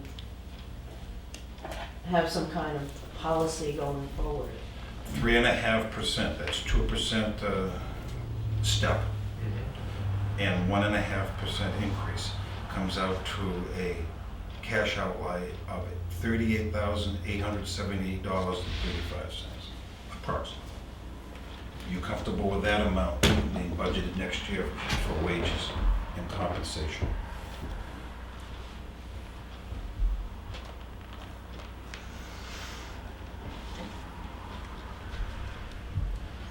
I am. Are you comfortable with it? Mhm. I'll make that motion. For purposes of discussion, I'll make that motion. I'll second it. Okay. Discussion?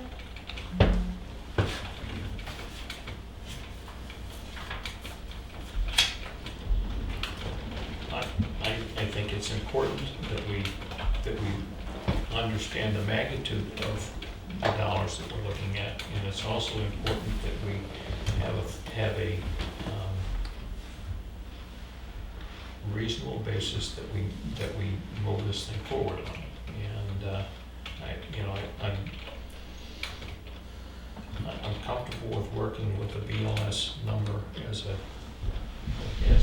piece to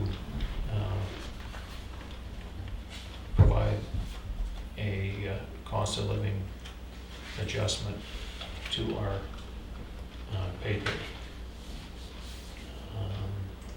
And, we can get 15 people around the table and talk about what's the exact impact of changes in the prices of stuff that you and I and the guy down the street have to buy. And everybody's experience is going to be a little bit different.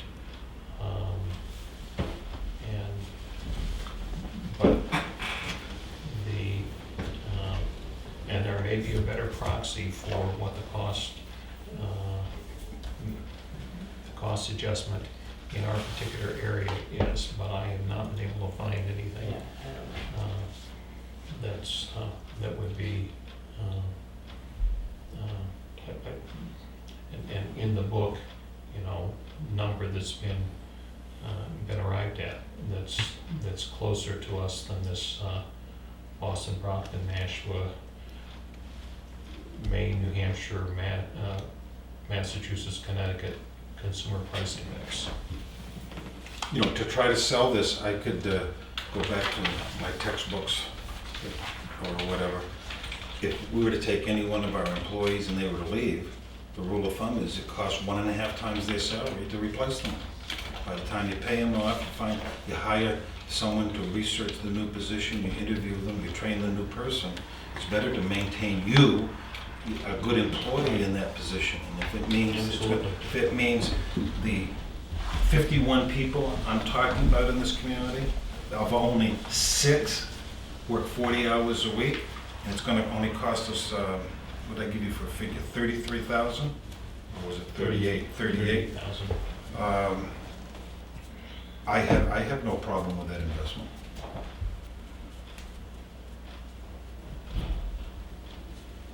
I move the question. All in favor? Aye. Aye. On compensation, can I ask another wrinkle? Did you read Clay's white paper? I did. Can we talk about it? Sure. Yeah, I'm happy to. There are a number of questions that I have, I guess. I am sort of running out of time today, Okay. and so if maybe that's something we can do in our marathon meeting on the 13th. I hope we have enough time. We're gonna be there all day, so it's, It's not my idea, but I'm ready to listen. yep, I think it would be, I would like to have further discussion on that. I think that's a Absolutely. fair statement. Okay.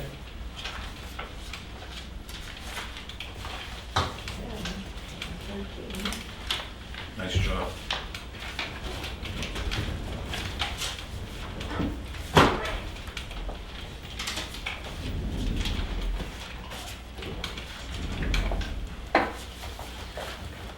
While I was going through the, going to talk about compensation, what time do you have to leave, Bill? I got a few minutes. Oh, all right. Why, you got a lot more? I don't know. I don't think so. As far as the compensation study, There was one recommendation that I think we should consider. Adopting a paid time off methodology that combines all elements, personal, vacation, and sick, into an earned time.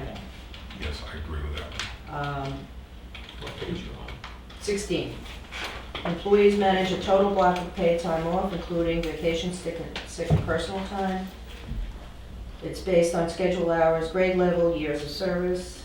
It's a more progressive approach, which a lot of places have gone to. Yes. It helps reduce unscheduled absences, consolidate tracking of time off days, place more responsibility with employees to manage time off, and employees do desire this, and reward employees who currently have low sick day utilization.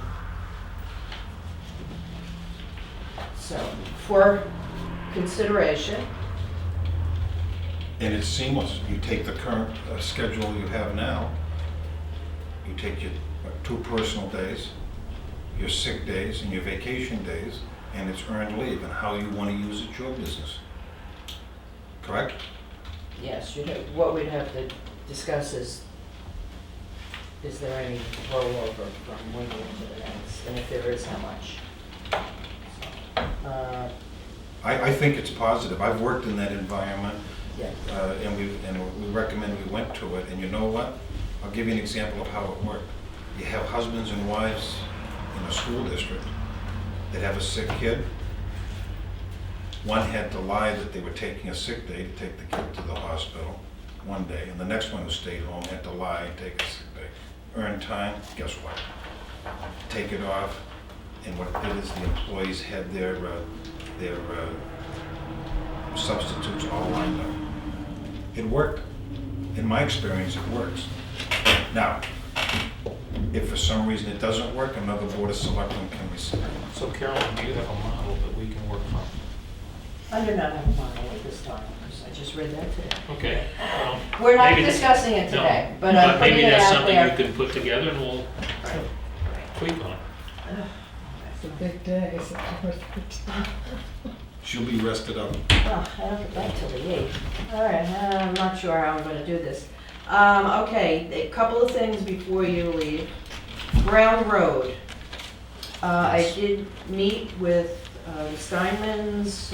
Jack was with me. We discussed what we can and cannot do.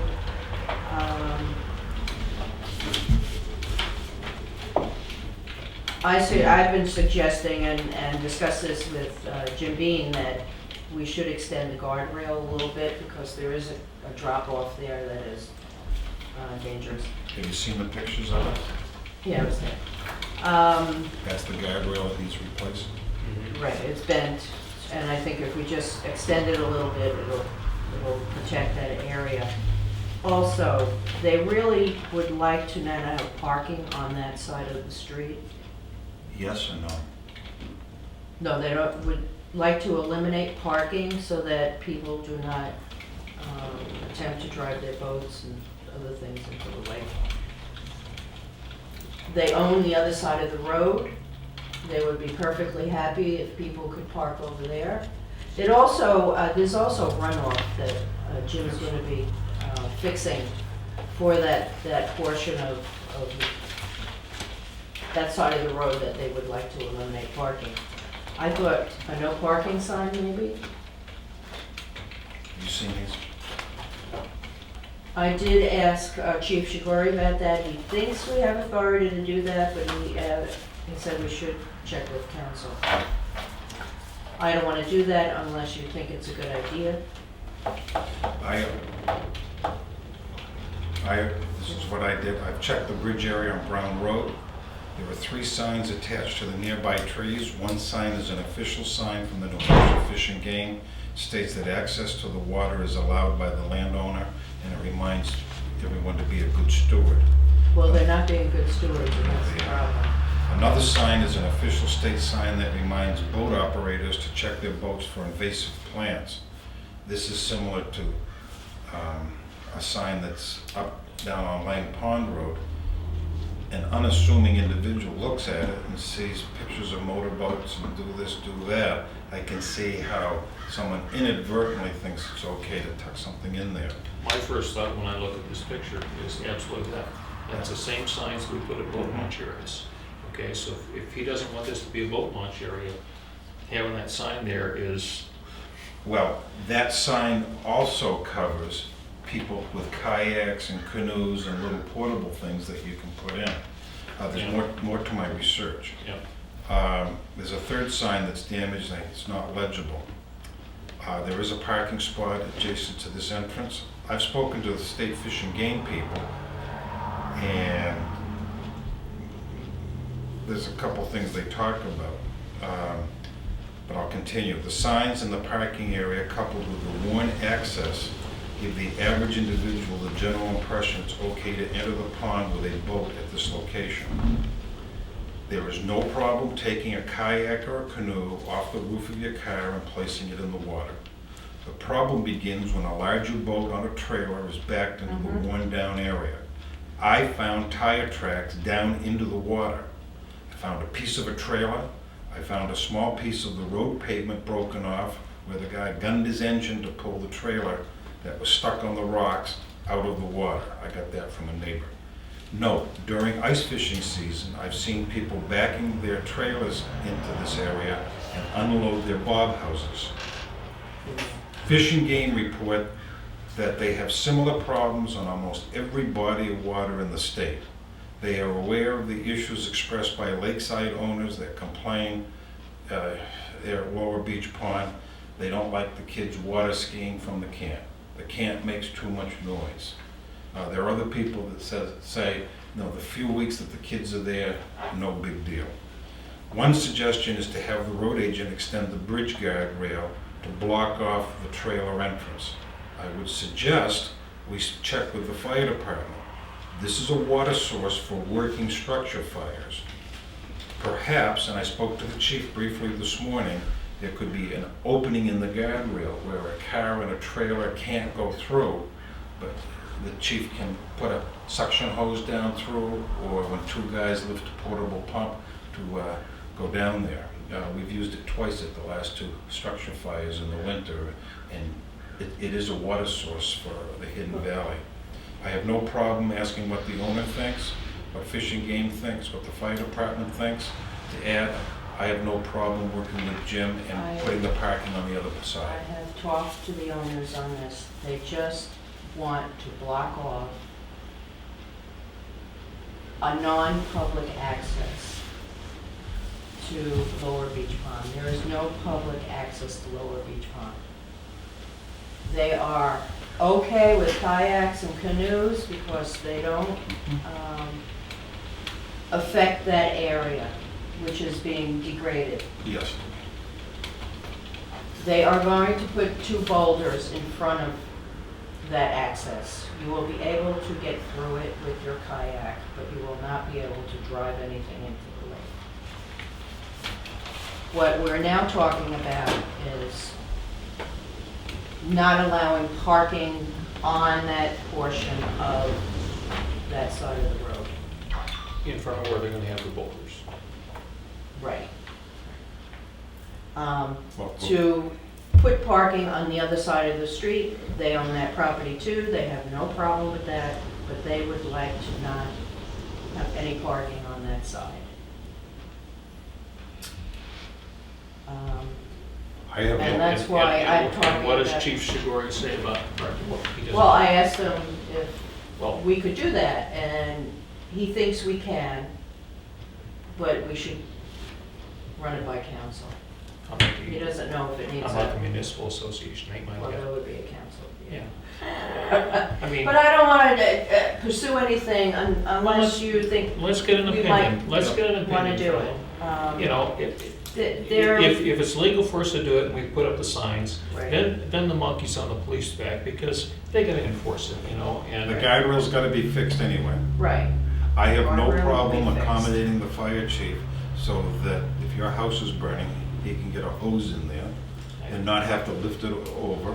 Right, but I think what I heard Carolyn saying is that if they put boulders there, you don't have to have that guardrail extended way down. You can put all No, the- it's not gonna be extended down, it's gonna be extended on the road, so that where that drop-off is, Right, right next to the culvert, you know, people can't drive off the road into that.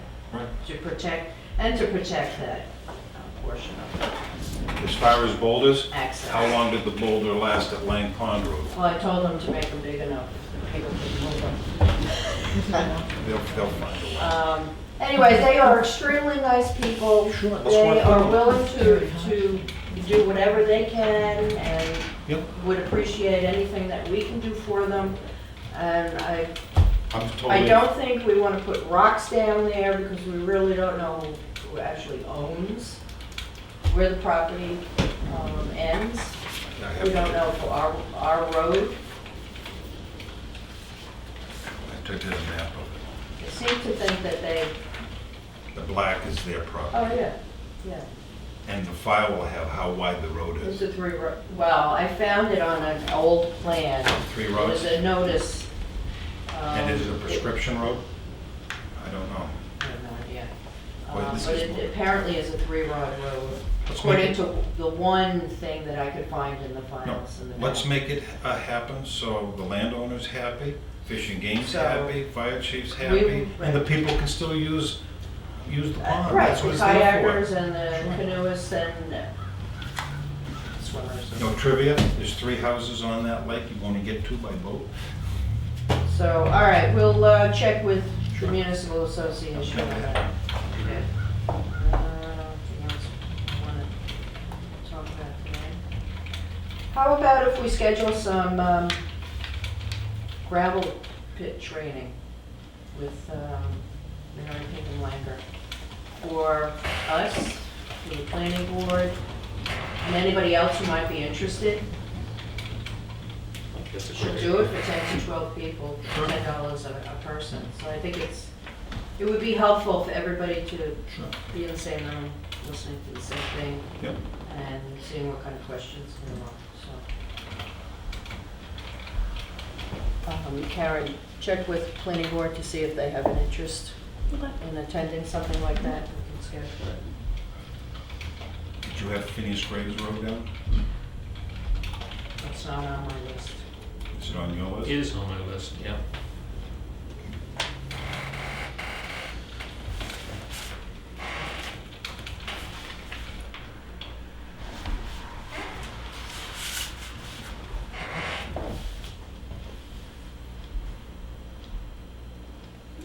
Are you done? I have other things, Oh, but I'm I sorry. do not have to, I don't want to keep you if you have to leave.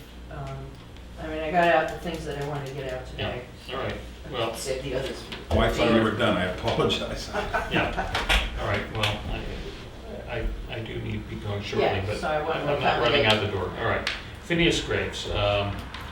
Jim and I met with Mr. Mott a week ago Tuesday Okay. and walked the road with him. He fondly remembers Phineas Graves when it was about a 1-lane seasonal road, not winter maintained. The surface was dirt, often had grass growing up in between the lanes, and was nice and narrow. And it isn't that way today because at some point in the last 25 years, we started maintaining it in the winter, which means it has to be a little bit wider to get the plows through. It has to, some of the encroaching vegetation has to be trimmed back so that the plow truck can move. So it's not going to return to what it was 30 years ago. And the other people living on Phineas Graves that access it in the wintertime probably don't want it to return to no winter maintenance.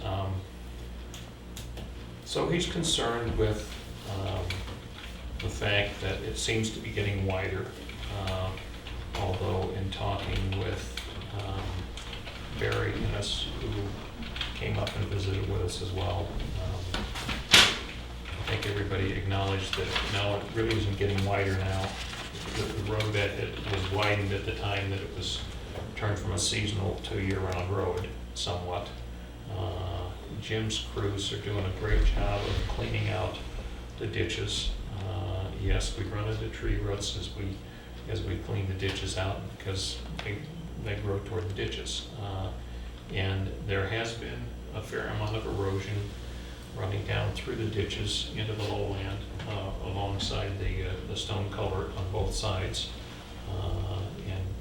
And Jim's guys are in the process of putting in crushed stone, lining the ditches on both sides with crushed stone to reduce erosion. There is some cleanup work that needs to be done down in the bottom land as a result of the erosion that's happened over the years. But I'm not a road expert, but it appears to me that the techniques and the practices that Jim's following today are consistent with what are recommended best practices for dirt roads. And Mr. Mott did request that some of the large rocks that had erupted and been set off to the side and on top of some of the stone walls be removed. And Jim said his guys, over time as these things work themselves up through, typically what happens is the road crew puts them alongside the road. And they are a different color because they haven't been exposed for all that time. But Jim did say that they load them up and take them off someplace else, and at least in that aspect, return the road to the appearance that it had in an earlier time. But I will tell you, I was not familiar with the stone culvert construction. Very unique. It's amazing. And I'm guessing it's probably a couple hundred years old, and the water still works very effectively at moving the water underneath the road. You know who educated me on that? Jim Bean, when I first looked into Phineas Graves Road. And trivia, where's the second one in town? He mentioned that there was another one, and I don't know where it is. Just beyond right down this road here, the entrance to the trailer park.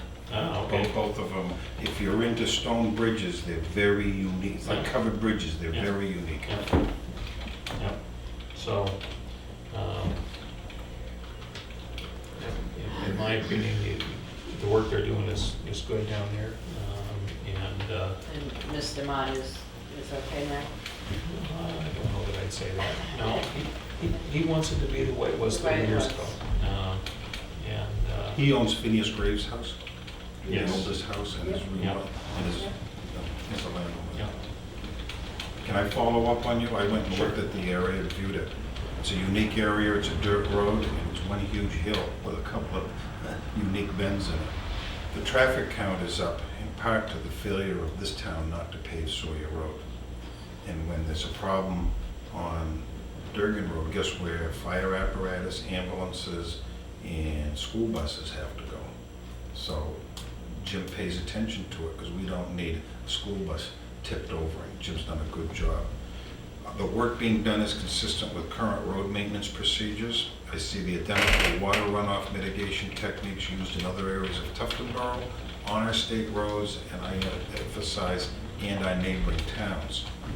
I asked several of my sources about the work being done. They were complimentary about the mitigation efforts. They also paid compliments to our road agents, and they're all road builders. It was noted that the trees and root systems grow into the roadway, not the other way around. As a selectman, we're aware of conflicting agendas. For example, keep the road dirt as it slows the traffic down. I'm used to what we had 50 years ago. It will discourage people from using it. I remember when I was on the budget committee, members expressing the comment that some roads we just ought not to maintain up to standards because not many people live on it. At that point, I took the point of view that all of our residents get equal protection and access to our services. We're not like the cable company that doesn't have to provide you with services if there's not enough houses on the road.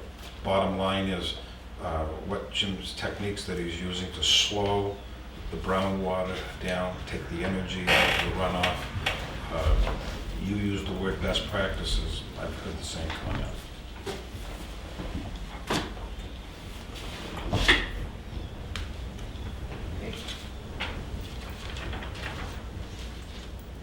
Do you have any updates? Yes. The Great Meadow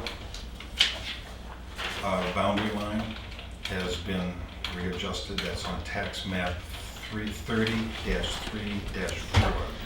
That was done July 25th. And my comment was, have we gotten a copy of it? Had the selectmen gotten a No, copy? I of it? asked for a You copy. asked for it, exactly. And that's why we have the memo. Yes. Okay.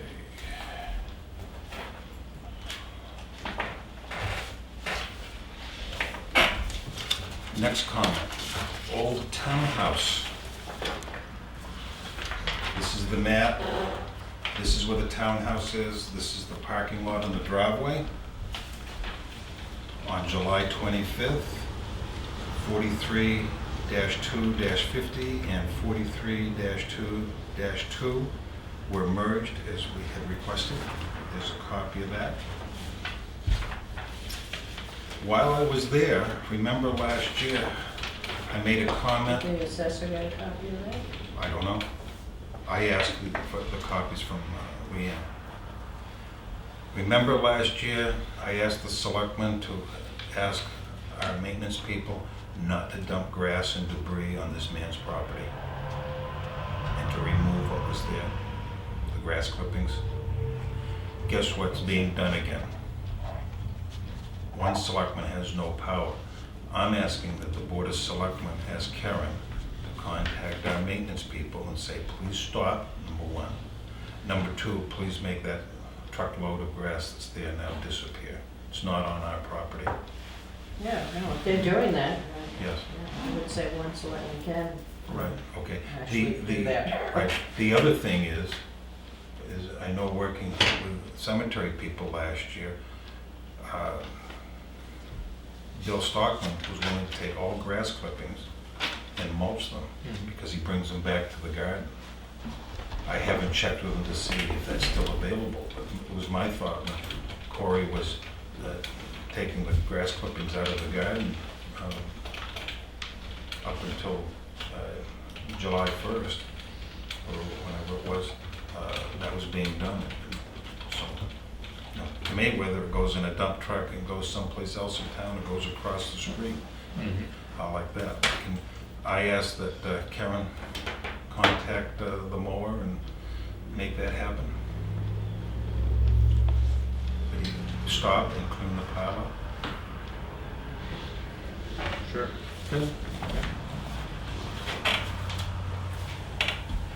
Has the Cow Island sign and noise issue and camping issue, has that been resolved? It was resolved as far as I was concerned. Okay. For the record, there are 3 lines that are over budget, and we're not yet September 1st. The executive 4130 administrative secretary will be $4,245 over budget. Highways and streets, 4312. Roadside mowing is $3,946 over budget. Spring maintenance is $12,957 over budget. Just these 3 lines alone will be, if they stay, will be $12,957 over budget. I'd rather be talking about how we're going to make up these or correct these issues rather than wait till December 1st. Thank you. Well, I think the mowing is done for the year, so that shouldn't go up anymore. And what was the other, spring maintenance? Spring maintenance. That should be done, shouldn't be any more. The point is, both those lines are well Well, over budget. Then we will take that money from somewhere else in that budget. And this, Compensate for it. this one What here, is the other one? administrative secretary. Well, that one we had an unusual circumstance. Yeah, but we need to take the money from someplace Yep. else. So I was thinking of taking it from the 36,000 and change that Steve saved us on the Dearborn house, but 3,600. yeah, 3,600 and change.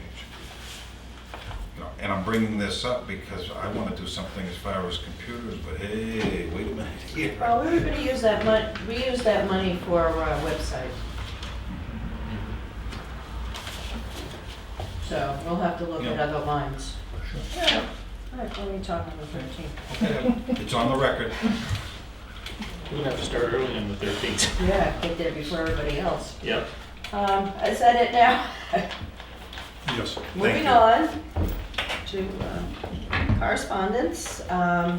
Thank you to Karen for looking into getting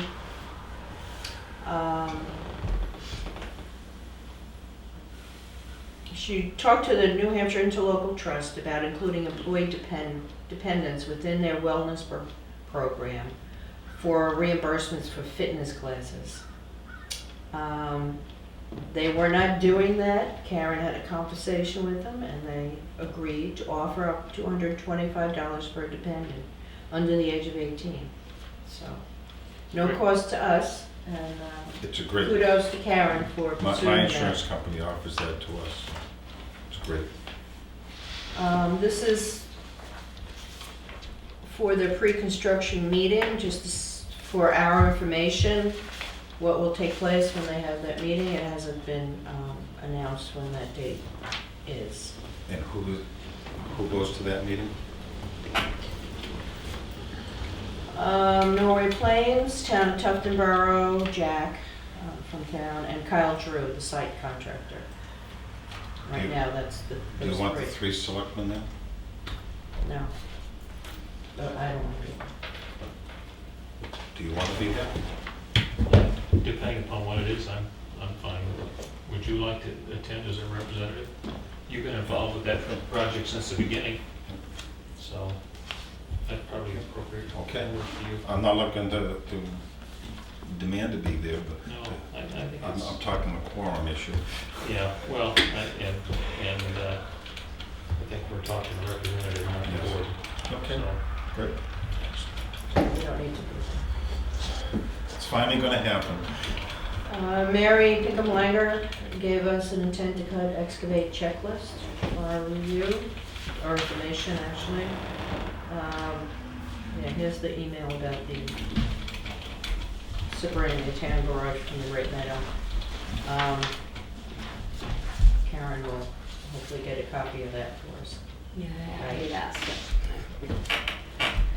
This is from Jean Shaheen. She gave us some websites and information for us to, anybody who has questions or problems with Medicare, Veterans Affairs, Social Security, Immigration, IRS, or any other federal agency. We posted it on the board and we're trying to find a link to Constituent that. services. We have a link, Karen found a link. So if you have any questions, there are some people that you can call and they'll be able to help you with it. Easter Seals New Hampshire Military Veterans Services is now providing employment-focused supportive services to New Hampshire service members and veterans through the Homeless Veteran Reintegration Program. Here's information on that program if anybody is interested. Here's a suggestion from Sarah Pelletier that the town and police department get their own Facebook page. Keep everybody up to date. We'll look into that, discuss further. Wetlands permit by notification for Farm Island. One Farm Island. Is that the camp? Who's the owner of the camp? No, This is David the- Winchester, Yep. is the other owner. The other owner, yeah. Wetlands permit application for Westwood Bay. And that is, some Mahidashti. Manaz Mahidashti. She kept the emphasis on the right slide. There's some floor proposals for the Legislative Policy Conference. I don't know if you had a chance to look at them. Okay. There was one I didn't care for, actually, myself. I don't remember.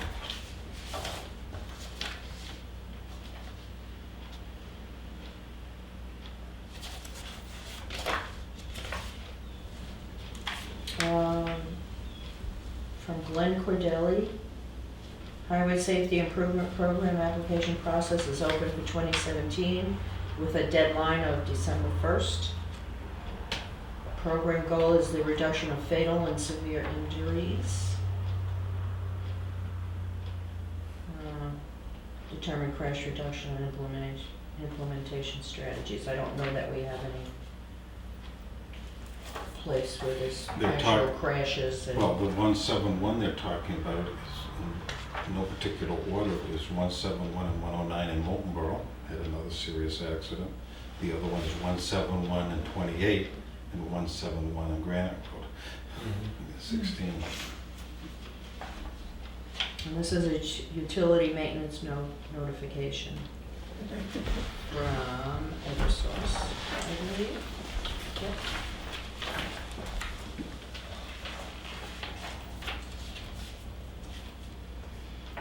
Financial information from the library, UNH training calendar, same day computer services, Shorelines newsletter, clean water state revolving fund and state aid grant.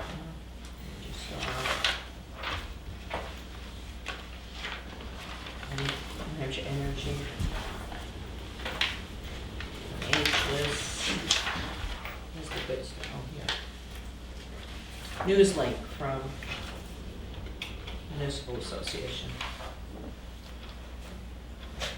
Have we notified the Budget Committee and CIP of the conferences, municipal budget process? I don't Budget finance workshops? I sent something out, You said something? but that was spring. We should do Right, it that's what I then. remember, We yeah. should, I don't know, do you know if anybody signed up? I saw one payment for Helen's. Helen, I saw Yeah. Helen. I hope that John Libby That's true. signs up to go because he's new. We can have that. Okay.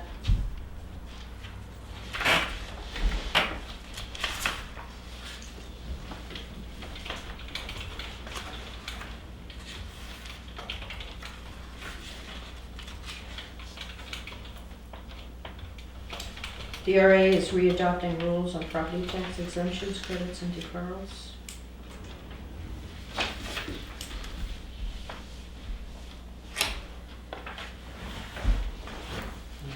I didn't see what they were.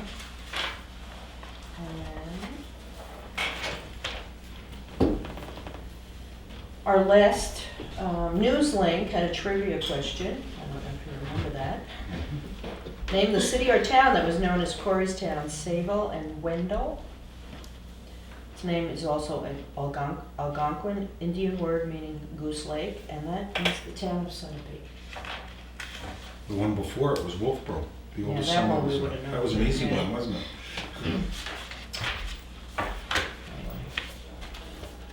CIP minutes. July hours for the police department. Email, correspondence, CBFA. The trustees will meet on August 23rd. Okay. Did we hear whether or not they're coming to the meeting on the 13th? I'm trying to think of what was that? Cemetery? Oh, yeah, no, actually, now you say that. Okay. I'll check in. All right, I think that's all we have. No further business here. Any public comment? Yes.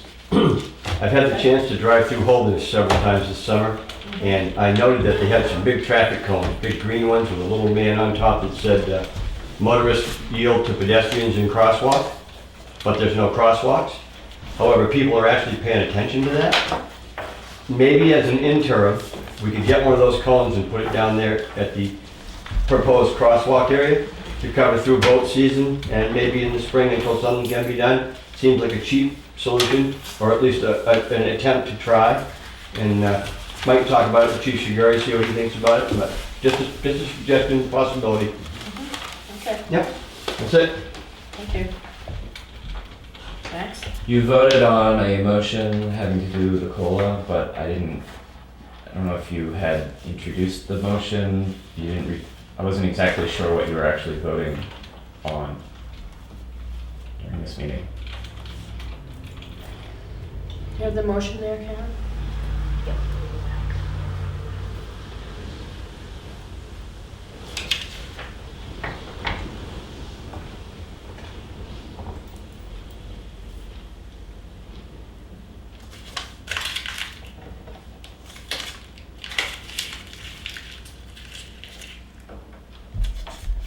Carol, I don't know, oh, good. I'm sorry, Oh, no, I go didn't ahead. know. Go. September 13th, the next official meeting, Yes? nothing between now and then. No, not unless they want to meet. I'm sorry, Karen. Oh, no, that's okay. Okay, It was to approve the 3.5% to 2% merit plus the 1.5% COLA, and that had that total amount of 38,000, and I have to listen for the other dollars, but seconded by Selectman Marcus, and we're all in favor. Okay, so my question But, is. oh, excuse me, I'm sorry, Oh, I'm Matt, sorry. sorry. And then, but I think I know what you might be, Selectman would move to question, and that's all, I don't know what, you would have moved to question after. You moved the question. That's just a procedural To thing, start end discussion. debate. Okay, thanks. Yeah, that's, okay. So my question was, the COLA is adjusting the pay schedule. Right.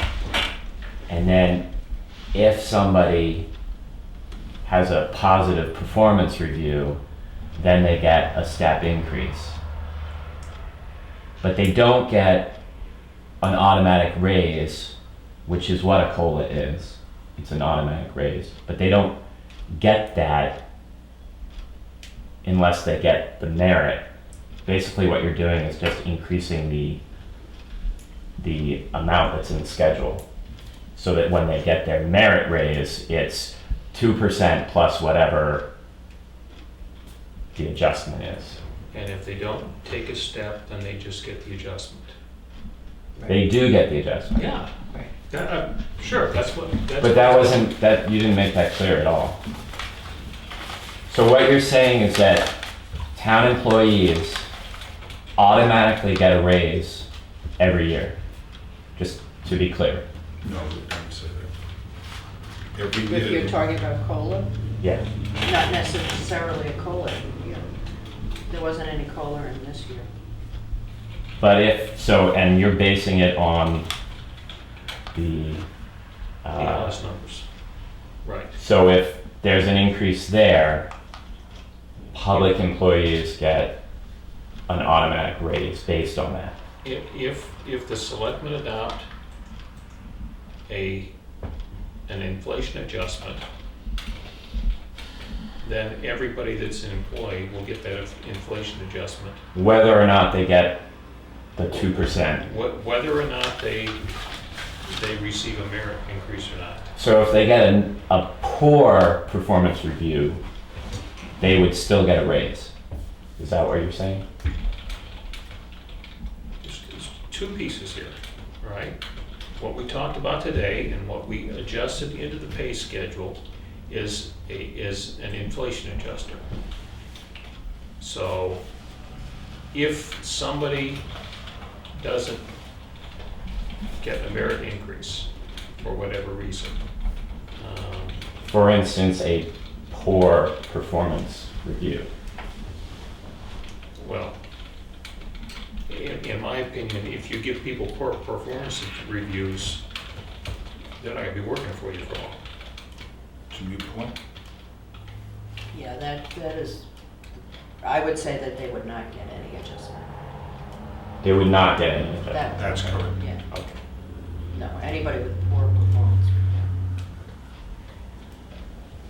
So really, the cost of living adjustment is tied to a positive performance review.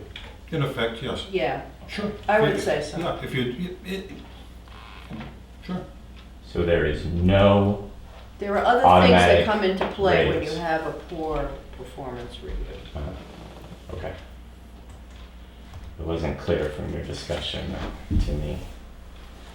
I have here the 2016 Personnel Administration spreadsheet. And I have also here from the State Bureau of Employment Security. The town employees, the average for full-time, this is roughly, full-time employees receive total compensation average of around $70,000 a year. Might be more specific if you had better numbers. The per capita income in Tuftonboro is $33,000. Now, bear in mind that $33,000 includes the town employees who live in town. And the average compensation for town employees is much higher than that. So if you were able to remove the town employees from the calculation of the per capita income in Tuftonboro, it would actually be less than $33,000. So the reason I'm bringing this up is not to question whether a certain employee of the town deserves their income. It's to say, is it sustainable for a town, which is a small town, a town where the per capita income is $33,000, is it sustainable for us to be paying the town employees more than twice as much as the people who live in town? So that's just a question. Is it sustainable? You don't have to answer it now. It's just something that you should think about, Carla, and Oh, I will. all of you. It's not about, I'm not saying, it's not about whether a particular employee deserves the income that they're receiving. That's not why I'm bringing this up today. And I would have appreciated the opportunity to talk to you during your meeting before you voted. Last meeting, Lloyd said, when you tabled the issue last meeting, he said, we welcome questions from the public. So I requested to be on the agenda, and you refused twice. So I think, I don't know what you're talking about. I didn't refuse anybody to be on the agenda. Did you, Carolyn? Did you ask to be on the agenda today? Even if he was on the agenda, he would not take part in the compensation conversation. I asked to share my thoughts with you before you voted. I wouldn't presume to be part of it. You're talking about the other day? I emailed on Friday and I asked to be on the agenda for today so that I could share my thoughts before you voted. Oh, I wasn't aware of that. Well, I don't want to. I got my agenda on Friday, and I prepared all weekend for the meeting. If something has come in, I don't know what you're talking about, sir, but I apologize if I have to. I do not apologize. I set the agenda. A leader who listens. Thank you, Guy.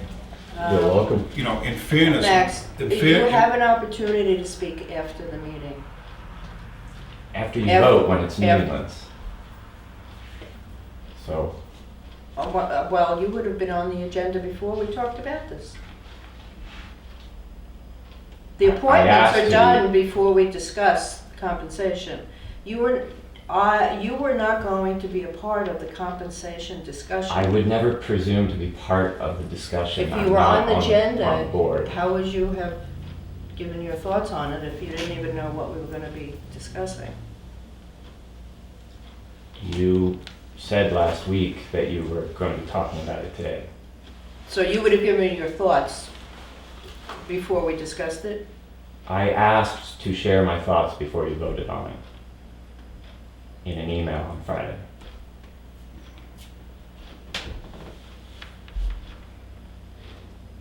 You can still give your opinion on it. Yeah. There is no month goes by that the selectmen here don't change their minds on something after listening to somebody. No, please don't take it personal. I don't take it personal, and I hope that none of you, I've said before that my particular disagreements with various people on various issues is nothing personal. Sure. I have a question. No, what's interesting is a lot of towns, after, I think it's noontime or 3 o'clock on Thursday, don't allow any but new business. It's cast in stone. I know of several towns that operate that way. Yeah, I already had my agenda Yeah, before your request came in anyway. yeah. We can talk afterwards if you want. We shouldn't take up their time. Well, this is public Bill has to leave. meeting, so go ahead. I wasn't sure what you meant when you said the per capita is 33,000 and town employees make twice as much. Do you mean an increase? According to the New Hampshire Employment Security Bureau statistics from January 2016, the per capita income in Tuftonboro is $33,000. According to the compensation spreadsheet for town employees, if you add up compensation for full-time employees, and it's rough because I was making a guess as That's 13 people, right?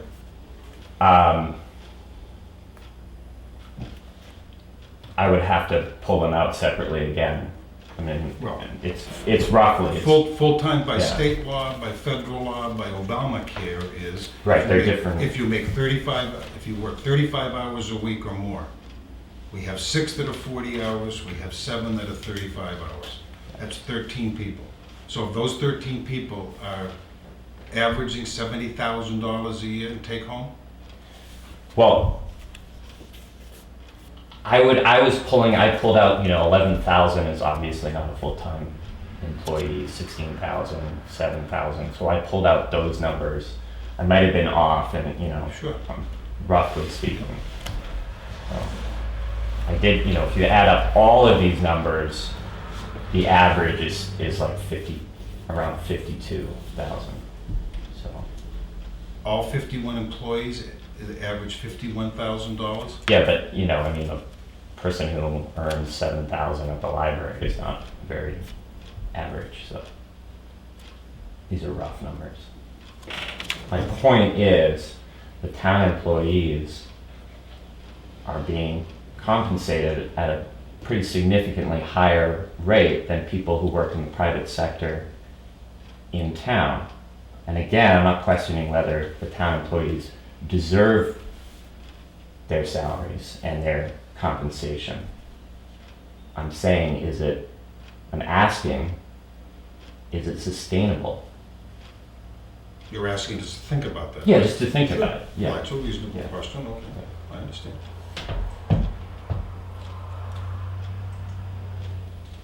So that's it, I'm just.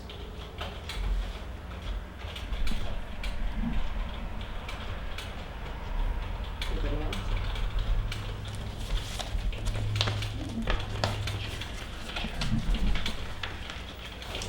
Motion to adjourn. Second. Well, how's the summer been? All in favor, please? Yes, all in favor? Thank you very much. Like we would say no.